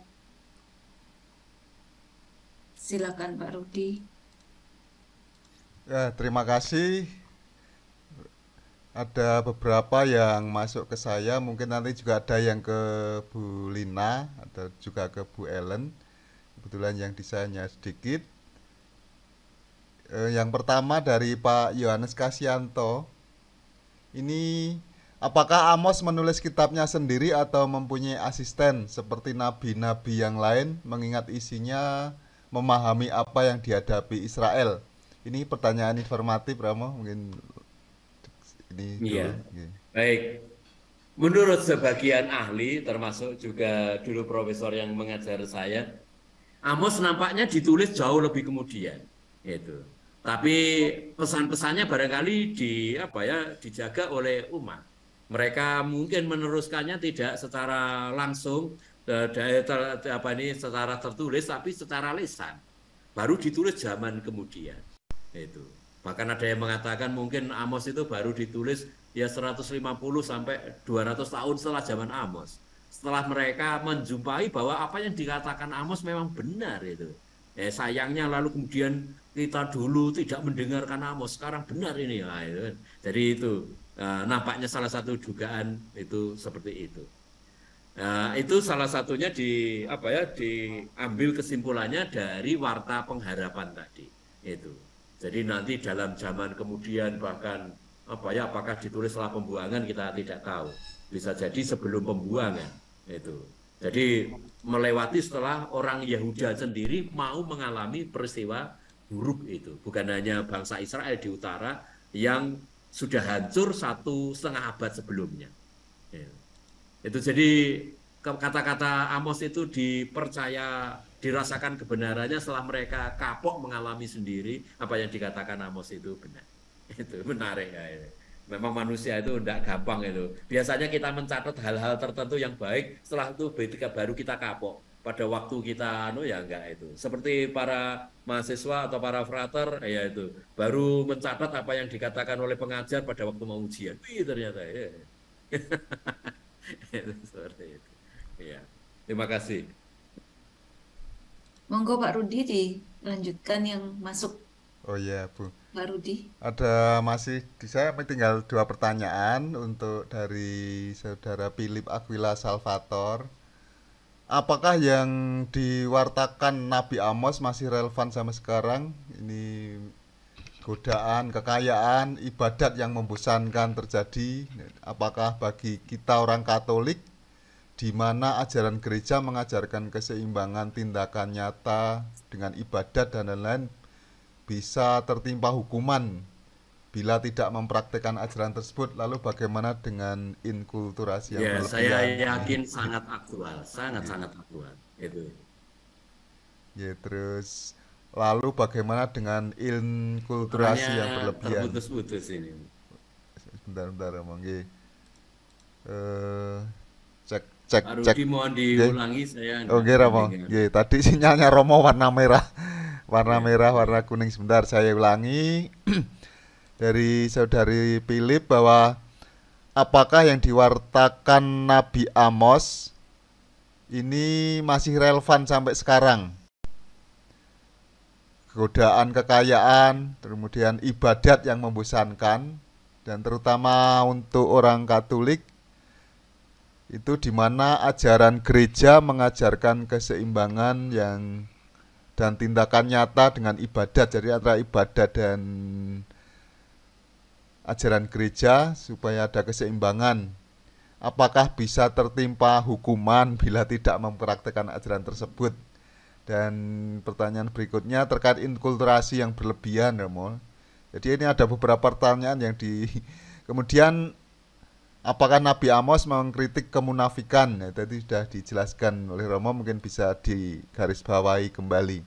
Mudah-mudahan pertanyaan kata-kata saya nggak terputus-putus sekarang, Romo.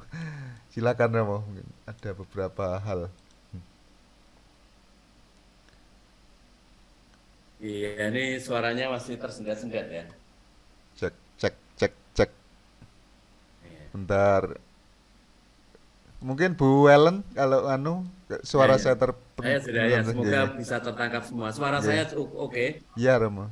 Jelas, Romo. Oh ya. Jelas suaranya, Romo. Saya terima kasih untuk pertanyaannya. Saya yakin bukan hanya masih, tetapi ya tetap selalu aktual, apalagi di zaman kita ini. Persoalan yang paling dasar aktualitasnya adalah tentang ketidakadilan. Gitu. Jadi ketidakadilan merupakan suatu dosa yang termasuk paling berat, yaitu menurut Amos. Maka itulah yang dikatakan tadi menjadi puncak dari dosa bangsa-bangsa sekitar Israel. Dan tuntutan utama dari umat beriman Israel dan kita semua menurut Amos adalah supaya kita melakukan keadilan dan kebenaran. Mengapa orang melakukan ketidakadilan? Di situ karena ada Allah-Allah palsu yang sedang diikuti atau disembah.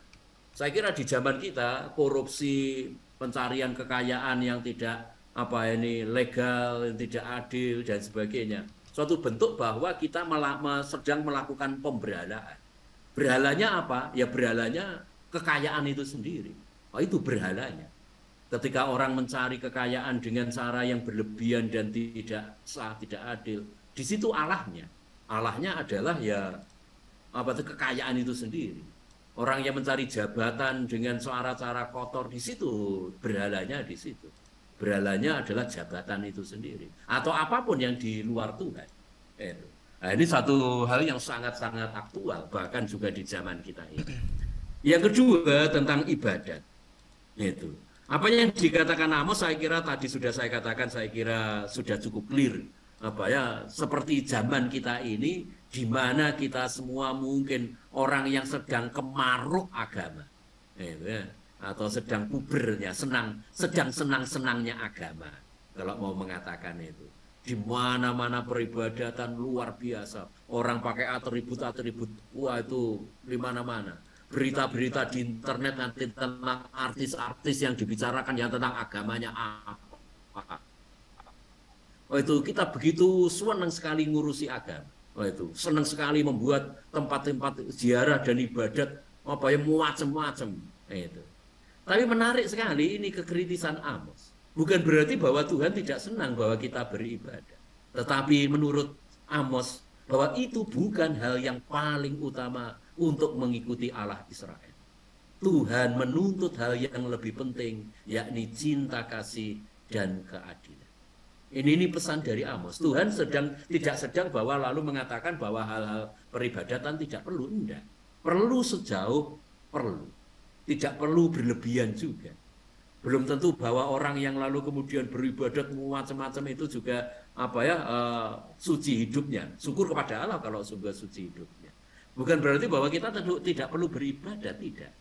Tetapi bisa jadi bahwa itu yang barangkali mau dikatakan oleh Amos, itu jadi berlipat gandanya ibadat dengan tempat-tempat ibadat yang luar biasa, menyembunyikan keburukan atau borok-borok yang lebih mengerikan. Seperti yang dikecam oleh Tuhan Yesus nanti di dalam Injil terutama Matius. Mereka melabur kuburan dengan cat putih, tetapi dalamnya ada mayat. Wah, itu ke bawah itu dengan bahasa Tuhan Yesus ya. Itu. Jadi ibadat tidak boleh menjadi kamuflase seolah-olah begitu. Karena bisa saja bahwa ibadat kita ibadat yang palsu. Kita suka mempersembahkan ibadat, tetapi kemudian hidup kita tidak sungguh benar-benar mengabdi Tuhan. Itu. Jadi nilai pertama yang paling menyenangkan Allah kita menurut apa yang diwartakan oleh Amos adalah keadilan, kebenaran, itu kesetiaan, mencari Tuhan sungguh-sungguh, bukan pertama-tama memperbanyak ibadat. Ibadat belum menjadi jaminan sungguh-sungguh bagi hidup yang benar menurut Tuhan. Saya kira Amos ini tidak sedang bicara mengenai kebosanan ibadat yang membosankan atau inkulturasi. Tidak. Sama sekali dia tidak bicara mengenai itu. Kalau bicara mengenai itu mungkin nanti bisa mencari inspirasi dari teks-teks lain. Tapi Amos tidak bicara mengenai ibadat yang membosankan. Ibadat yang membosankan pun juga tidak apa-apa. Kalau itu mendekatkan kita pada Tuhan. Ibadat yang menyenangkan belum tentu juga menyenangkan Tuhan. Bisa jadi. Enggak. Itu bisa jadi hanya menyenangkan diri kita, bisa juga. Itu. Jadi Amos tidak sedang bicara mengenai ibadat yang membosankan. Bahkan ketika ibadat membosankan pun juga tidak apa-apa. Kalau kita sungguh mencari Tuhan. Yohanes dari Salib barangkali bicara bagus sekali tentang hal ini. Bahkan mencari Tuhan itu kadang-kadang sulit setengah mati. Bahkan membosankan sekali. Tapi bisa juga orang yang dengan penuh kebosanannya bertemu dengan Tuhan sungguh-sungguh. Ini barangkali apa yang lebih penting. Itu jadi para bapak, tadi saya lupa yang bertanya siapa, ketika ibadat membosankan atau doa kita membosankan, belum tentu bahkan doa kita sedang tidak baik. Bisa juga bahkan doa kita sedang baik. Kalau menggunakan bahasa Yohanes Salib barangkali bisa mengagetkan. Itu jadi singkat saja, Amos tidak bicara mengenai ibadat yang membosankan. Yang bosan itu Tuhan, bukan kita yang bosan. Itu Tuhan bosan dengan ibadat Israel karena ibadat mereka ibadat yang penuh kamuflase. Itu. Jadi yang bosan Tuhan, bukan kita yang bosan. Amos sedang bicara Tuhan yang bosan dengan ibadat kita. Itu. Tentang inkulturasi Amos tidak bicara sama sekali. Terima kasih. Makasih Romo. Saya boleh lanjut ke pertanyaan yang masuk ke saya secara langsung. Ini masih terkait dengan apa yang tadi Romo sampaikan mengenai fenomena pelipat gandaan ibadah. Kalau menurut Romo, Israel melakukan hal tersebut untuk menutupi keburukan, ataukah memang karena pelipat gandaan ibadah itu sendiri akhirnya membuat mereka puas dengan hanya cukup ibadah tanpa aksi yang nyata. Mungkin Romo terlempar keluar ya Pak Rudi. Kok tiba-tiba hilang ya? Masih ada Bu, masih ada. Ada? Cuma mungkin sinyalnya sinyalnya tadi memang merah kuning. Ini mungkin Romo sedang berpindah cari tempat yang lebih Iya. ya, berpindah tempat. Iya, kita tunggu sebentar. Ya, kita tunggu sebentar Sabar Romo sebentar. ready kembali. Menarik sekali dari Romo tadi, Romo Budiono tentang Nabi Amos. Mungkin juga ada beberapa pertanyaan yang ke Bu Lina dan sebagainya, ke host-host. Mungkin juga nanti kalau masih ada waktu bisa secara langsung untuk disampaikan. Ya, Kita Romo menunggu Budiono Romo ini masih rupanya sedang mencari tempat cari yang tempat. sinyalnya lebih bagus. Iya, di merah sinyalnya saya lihat merah kuning sehingga kadang memang putus-putus. Biar Pak ya. Kalau videonya ditutup bisa lebih lancar mungkin ya Pak Rudi ya. Iya, Videonya biasanya dua. begitu kalau sinyal buruk. Nah, ini Romo sudah. Ya, Romo boleh saya ulang pertanyaannya. Oh iya, silakan. Jadi terkait fenomena pelipat gandaan ibadah yang dialami Israel dulu dan sekarang di Indonesia juga tampaknya seperti itu. Apakah itu terkait untuk menyembunyikan perilaku buruk atau dosa, ataukah memang pelipat gandaan ibadah itu sendiri menghasilkan rasa puas dalam diri orang yang beribadah, sehingga tidak lagi menganggap penting untuk melakukan keadilan? Itu yang pertama, Romo. Itu dulu, Romo.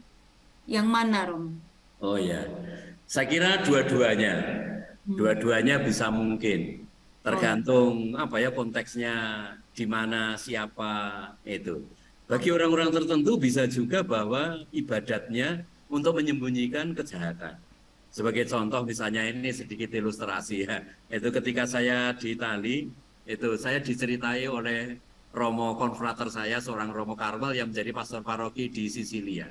Itu jadi kalau hari raya Maria Bunda Karmel itu pentolan mafia itu mereka yang menggotong ini patung besar Ibu Maria Bunda Karmel di arak kota-kota, karena sangat terkenal itu devosi Maria Bunda Karmel di Sisilia itu, dan yang menggotong itu pentolan mafia itu.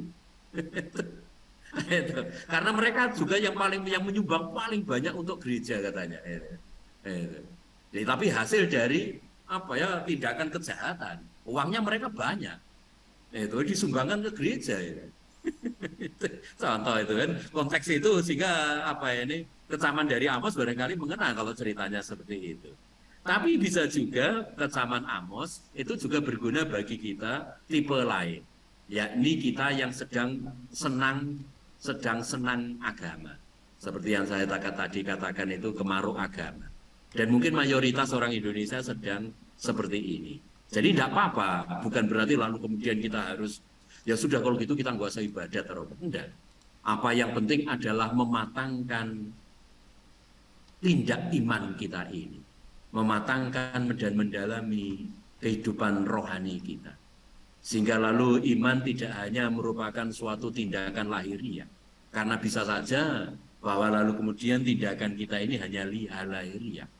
Seperti tadi dikatakan oleh Hosea bahwa Tuhan ada di bibir mereka, tetapi kemudian hati mereka jauh daripadaku.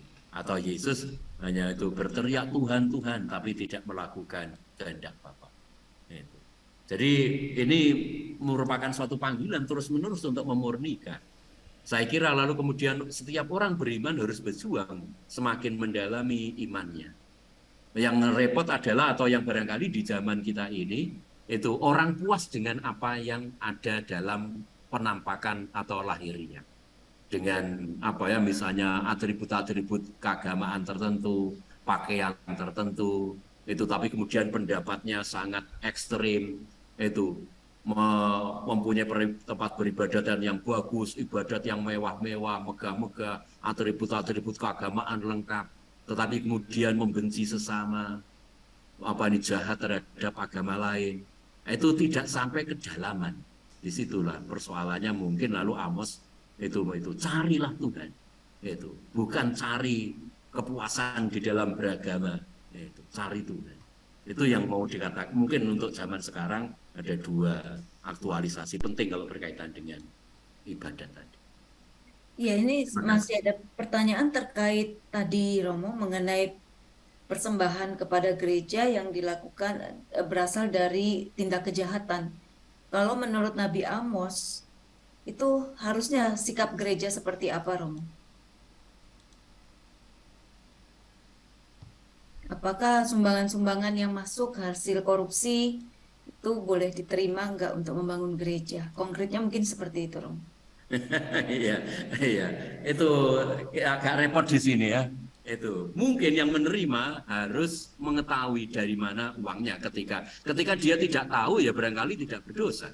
Tapi ketika tahu dia harus bertindak. Saya kira cukup jelas di sini. Itu misalnya kalau hasil korupsi kembalikan ini pada sumbernya. Itu misalnya kalau kita tahu ya kita harus memberitahu itu.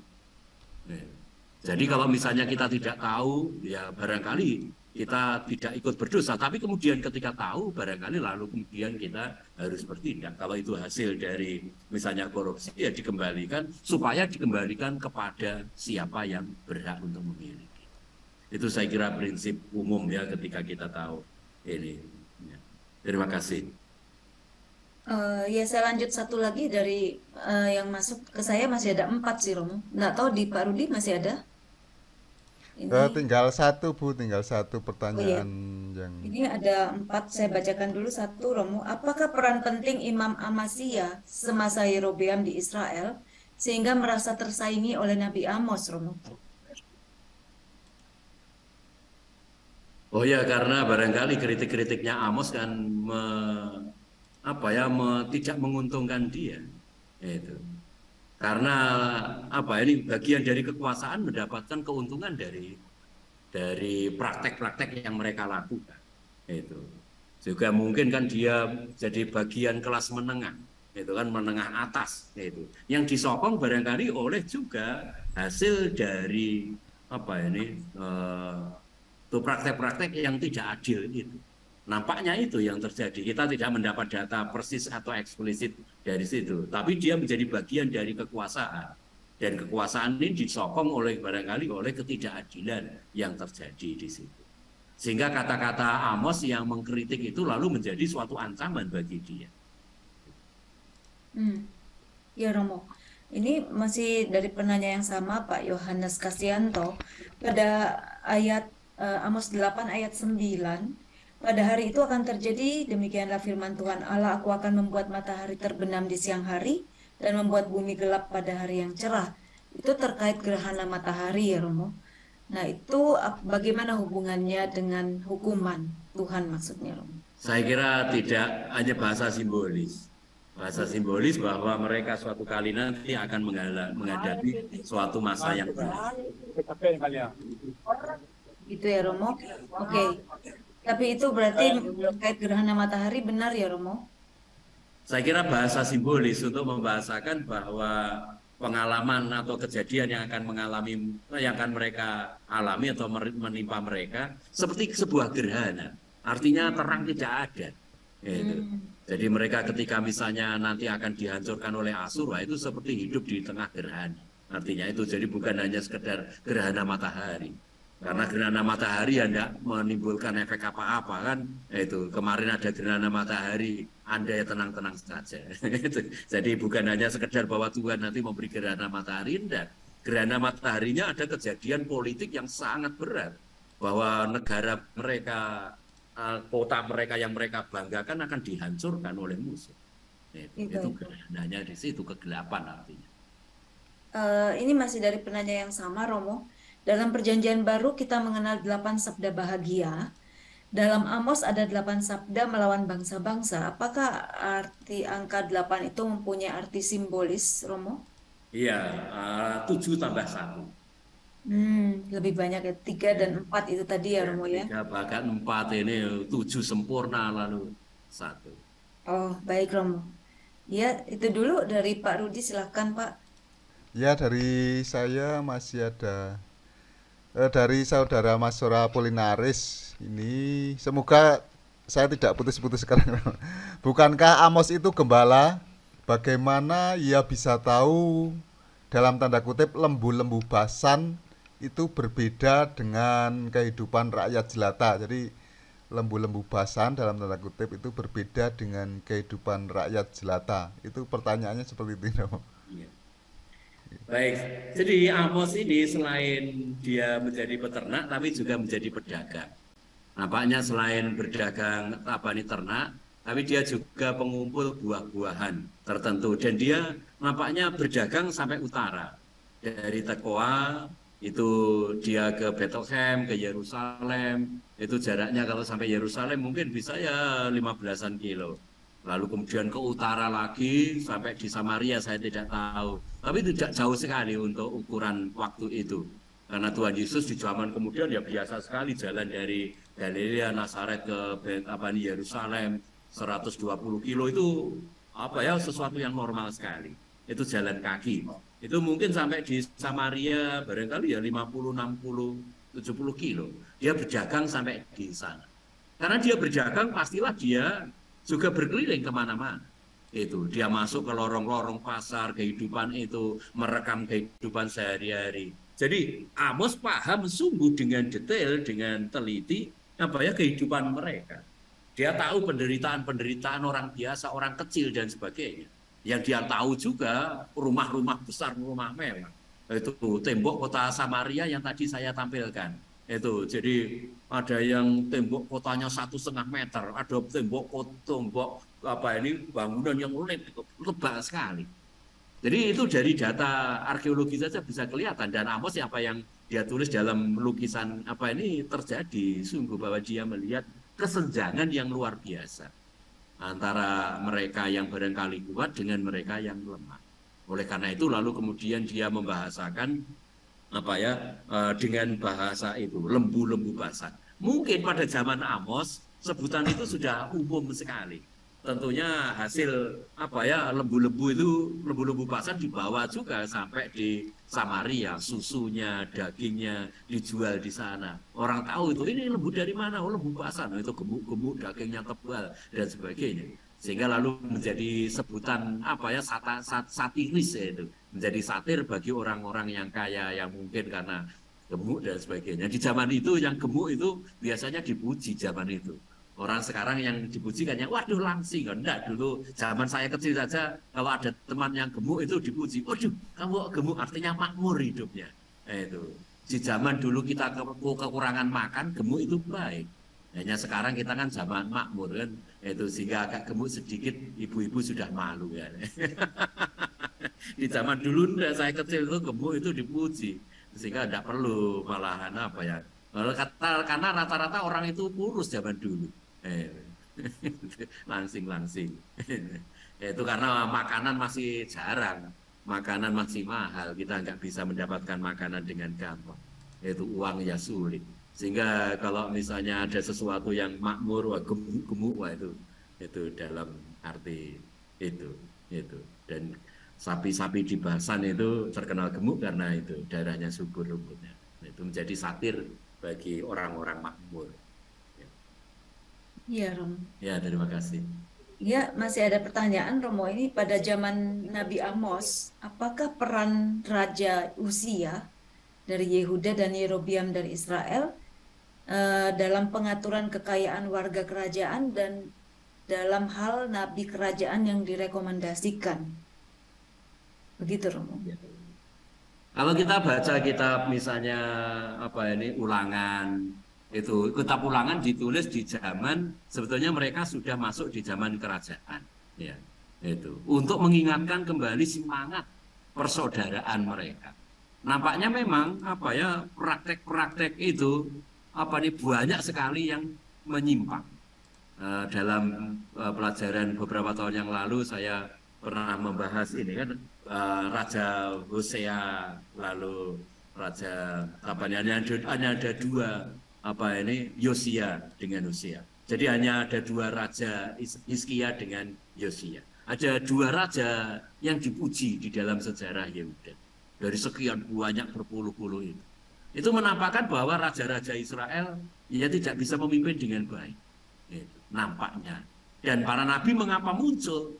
Sebetulnya nabi itu tidak diperlukan kalau para raja bisa menjalankan tugas dengan baik. Nabi tidak muncul. Itu. Tapi nabi muncul karena hidup publik bobrok. Maka nabi muncul, dikirim oleh Tuhan untuk mengingatkan mereka. Dalam kitab Ulangan mestinya diingatkan bahwa para raja Israel adalah saudara di antara para saudara yang lain. Mereka bukan pertama-tama penguasa atas saudara-saudaranya. Mereka adalah saudara yang diangkat untuk memimpin para saudara yang lain. Maka salah satu ciri dari raja Israel mestinya adalah bahwa kekayaan mereka dibatasi. Tapi rupanya itu tidak terjadi. Raja-raja itu nampaknya juga memperkaya diri sendiri. Itu. Maka sejak awal sebetulnya Tuhan menentang adanya raja dalam kehidupan orang Israel. Karena Tuhan sudah mengingatkan nanti pelan-pelan itu akan menguasai saudara-saudaranya. Dan itu benar itu. Itu bisa terjadi pada siapapun juga sampai sekarang. Karena manusia itu gampang lupa. Ketika sudah diberi kekuasaan dan kekayaan, pelan-pelan dia menjadi penguasa. Itu yang sebetulnya tidak diinginkan oleh Tuhan. Tetapi Tuhan kompromi mengalah. Tapi akhirnya Israel juga jatuh di dalam itu yang sudah diingatkan. Maka benar itu pertanyaan tadi bahwa raja-raja itu tidak mampu memimpin dengan baik, termasuk di zaman Amos ini, maka dia mengesat. Itu jadi cerita tentang para raja ini juga biasanya minor, hanya Hizkia dan Yosia yang sedikit dipuji oleh penulis Deuteronomis atau redaktor kitab Ulangan. Terima kasih. Romo, Pak Rudi, kita beri kesempatan pada teman-teman yang mau bertanya secara langsung ya, Pak. Oh iya, mungkin 1-2 secara singkat aja Bu, sudah tinggal saya persilakan dulu kepada Pak Yohanes Kasyanto, masih ada satu pertanyaan rupanya yang ingin ditanyakan atau yang sudah gantian dulu Bu, Pak John Jantus. Ini ada yang raise hand, Pak Jantus. Mungkin ya, dari silakan. Pak Yohanes Kasyanto sudah banyak. Oh iya, silakan Pak Jantus. Pak Jantus raise hand mungkin mau bertanya atau atau lupa. Ya, kalau belum silakan Bapak Ibu yang mau menanyakan secara langsung, boleh silakan di open mic. Atau mungkin Pak Yohanes, Pak Sudarsono mau bertanya? Iya, Bapak Ibu sambil open cam biar kami juga untuk arsip. Sambil open cam silahkan. Oke, saya Pak. Selamat malam Romo, selamat malam teman-teman semuanya. Saya dari Paroki Kranji, Bekasi. Saya mau tanya ini Romo, itu kerajaan utara itu kan diserang oleh Asyur ya Romo ya. Kemudian diceritakan di situ hancur berantakan. Namun akhirnya masih juga ada beberapa lah yang masih selamat gitu loh. Nah mereka-mereka yang selamat itu waktu itu terus apa yang mereka lakukan setelah peristiwa itu bagi orang-orang yang selamat itu? Kemudian apakah dinasti dari orang-orang yang selamat itu sampai sekarang masih turun-temurun sampai sekarang nih Romo? Itu aja Romo. Oh ya, terima kasih Pak. Ya. Jadi setelah invasi dari Asyur ke Samaria, sebagian orang-orang Samaria, terutama para pentolan, para raja, lalu para ofisial, pejabat-pejabat, ahli-ahli, banyak yang deportasi atau dibawa ke pembuangan di Asur. Nah, di sana yang tertinggal ya orang-orang, mungkin mayoritas orang-orang biasa yang tidak jarang juga menikah dengan orang-orang Asur yang barangkali tinggal di situ. Walaupun tentunya dalam jumlah tertentu, kita tidak tahu datanya secara persis ya. Itu. Oleh karena itu nanti akan menjadi suatu sejarah yang panjang bahkan sampai pada zaman Yesus. Itu bahwa orang-orang Samaria dianggap sebagai warga kelas 2. Mereka bahkan dianggap setengah kafir oleh orang-orang Yahudi yang lain, baik orang Yudea maupun orang Galilea. Bahkan sampai zaman Yesus kan itu rivalitas, permusuhan, perendahan terhadap orang Samaria masih sangat kuat. Karena mereka lalu kemudian dianggap sebagai warga tidak asli lagi karena percampuran. Atau mungkin juga mulai ketika sudah mulai dihancurkan itu, ya mereka dianggap sebagai orang yang dihukum oleh Tuhan. Itu. Karena dihancurkan, sementara Yehuda masih selamat sampai kemudian nanti tahun 597 sebelum Masehi, 150 tahun setelahnya baru hancur. Jadi setelah itu daerah Samaria ya ada di bawah kontrol Asyur. Tapi kemudian ketika mereka di bawah Babilonia, lalu Babilonia mungkin ganti mengontrol mereka semua. Dari sisi politik mereka sudah tidak lagi mempunyai penguasa, tidak ada lagi dinasti di Samaria itu. Mereka tetap mempraktekkan iman mereka akan Yahweh, tapi kemudian nanti mempunyai variasi berbeda sampai bahkan zaman sekarang itu. Nanti bisa dilihat dalam YouTube misalnya ada agama Yahudi Samaria, mereka menyebut ya agama Yahweh tapi versi orang Samaria. Sampai sekarang pun itu perayaan-perayaannya sedikit berbeda dan sebagainya. Itu jadi begitu secara singkat. Terima kasih. Terima kasih Romo. Silakan Bapak. Terima kasih Romo. Yang mau bertanya, Pak Ignatius Sugianta, open mic, apakah mau bertanya? Belum. Ya. Kalau belum ada, Saya mau bertanya. silakan Pak Stefanus. Selamat malam Romo. Selamat malam Pak Stef. Amos mengecam bangsa yang di Damsyik. Apakah yang Damsyik itu sama dengan waktu Saulus bertemu dengan Yesus, Romo? Ya, tempatnya sama. Jadi Damaskus atau Damsyik sama tempatnya. Tetapi tentunya orangnya sudah berbeda, zaman yang sangat berbeda ya. Ya, maksud saya tempatnya ya. Ya, tempatnya sama ya. Ya. Oke, untuk menegaskan aja Romo. Oh ya, terima kasih. Terima kasih banyak Romo. Terima kasih. Romo, ada pertanyaan dari chat, apakah boleh saya sampaikan? Ini Oh ya, silakan. mengenai pola tulisan tentang penglihatan yang mirip antara 1 dan 2, bab 7 ayat 1 sampai 6, 3 dan 4 yaitu bab 7 sampai 8, dan yang kelima yaitu bab 9 bentuk tersendiri. Apakah ada tujuan dari pola tersebut, Romo? Ya, polanya kalau tadi sudah saya tampilkan tadi ya. Itu.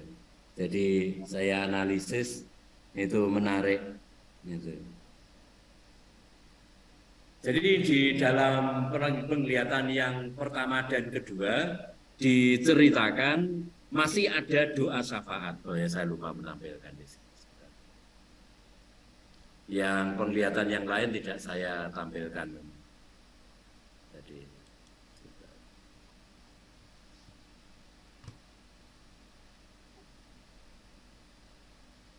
itu. Jadi ada penglihatan, lalu doa syafaat, lalu jawaban Tuhan. Itu. Jadi ini menarik bahwa Tuhan menyampaikan rencana penghukumannya atas Israel dalam bentuk penglihatan. Tapi kemudian Nabi berjuang untuk mendoakan mereka semua. Walaupun dia tahu bahwa umat ini bersalah, tapi dia berjuang untuk menyelamatkan umatnya. Itu terjadi di dalam cerita-cerita para nabi, mulai dari bahkan Abraham.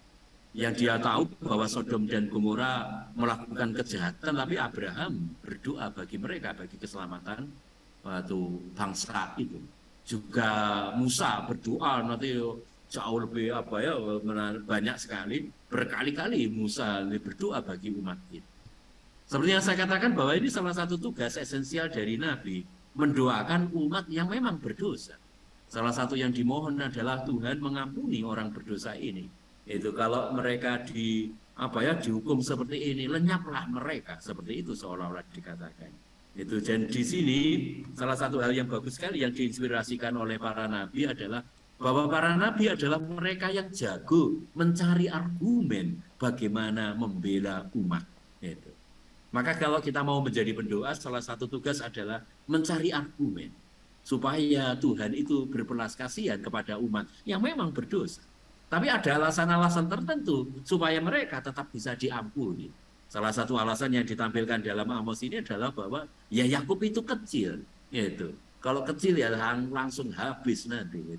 Kecil itu menimbulkan belas kasihan, ya, yang tidak berarti itu menimbulkan kelas. Dan Tuhan nanti lalu kemudian berbelas kasihan, walaupun sayangnya lalu kemudian mereka tetap bertegar tengkuk di dalam kejahatan dan menolak bahkan suara kenabian.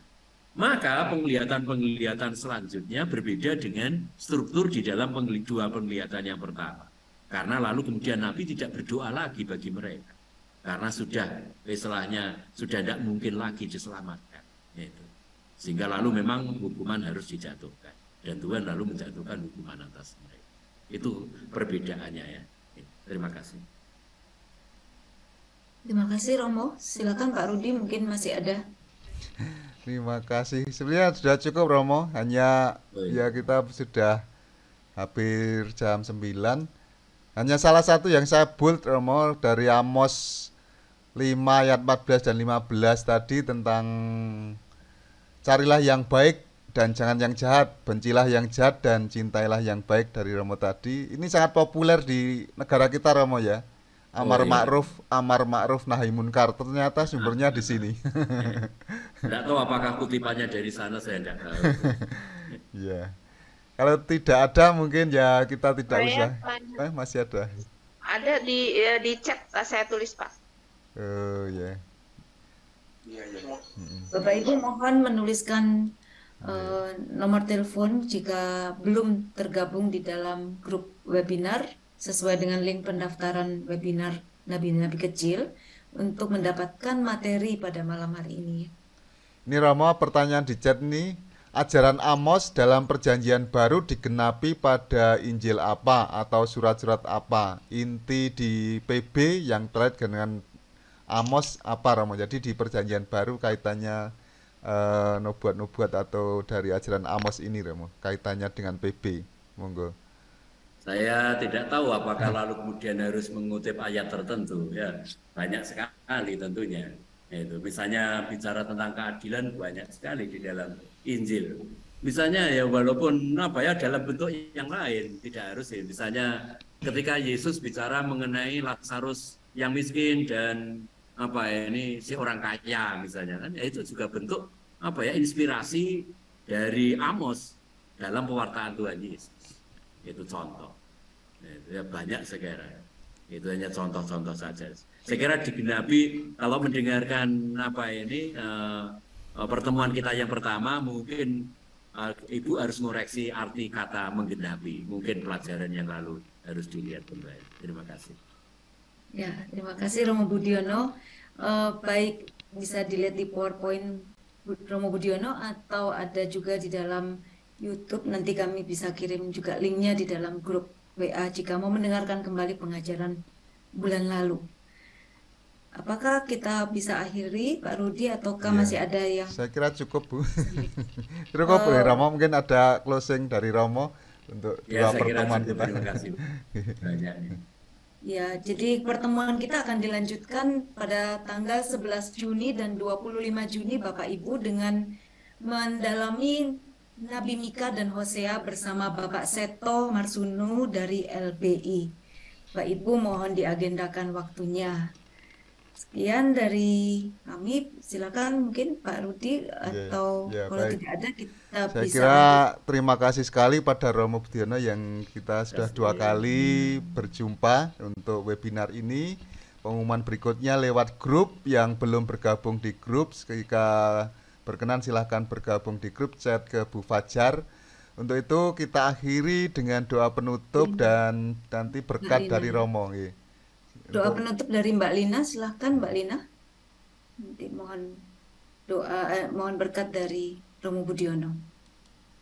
Baik, terima kasih Bu Ellen, Pak Rudi, dan juga Romo.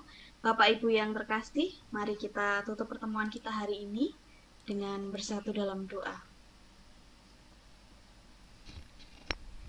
Dalam nama Bapa dan Putra dan Roh Kudus. Amin.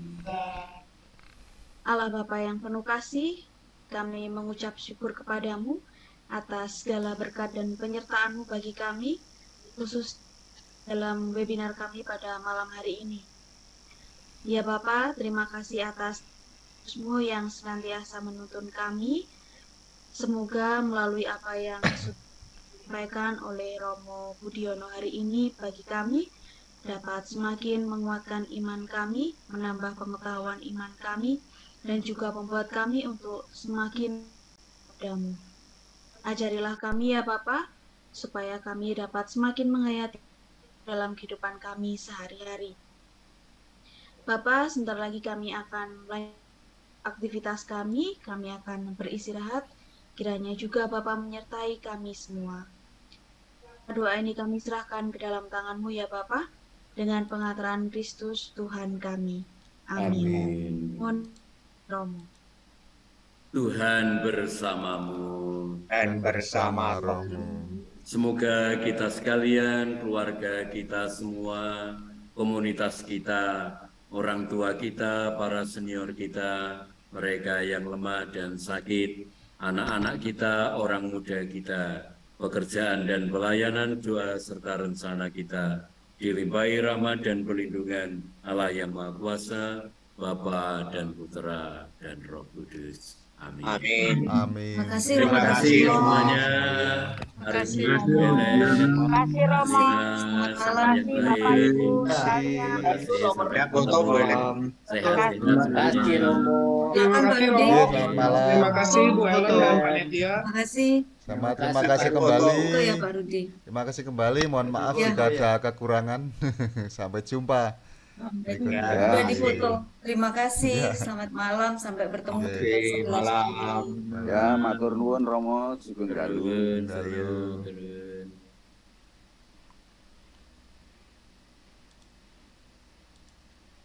Permisi Pak Rudi, selamat malam. Oke, selamat malam. Oh, Raja. Dek. Ya, tadi dipakai Zoom sama Raja, jadi saya nggak bisa ngikuti Pak Rudi. Iya, saya malah yang enggak bisa dampingi Raja di sini. Iya. Oke. Anu, boleh minta filenya Pak Rudi. Oh ya, nanti di YouTube ada, di YouTube Komsos mana ini? Komsos Malang juga ada, di komisi nanti kami upload ya. Oh, Nggih, nggih, nggih. nggih. Ya minta tolong anu Pak Rudi, Nggih. ning YouTube-nya Pak Rudi. Oke, oke. Nanti kalau sudah Nggih. selesai, terima kasih Bu. Nggih, matur Mbak Nur, Sama-sama. berkah dalem. Dalam. PowerPoint nanti di grup ya Bu. Oh iya Bu, Oke, Bu selamat Ellen terima malam. kasih, Bu Ellen terima kasih. Bu Ellen terima kasih, Selamat Pak malam. Rudi terima kasih. Iya, sami-sami. Berkah Mohon dalem. maaf Iya. kekurangannya. Dalam. Kasih. Dalam.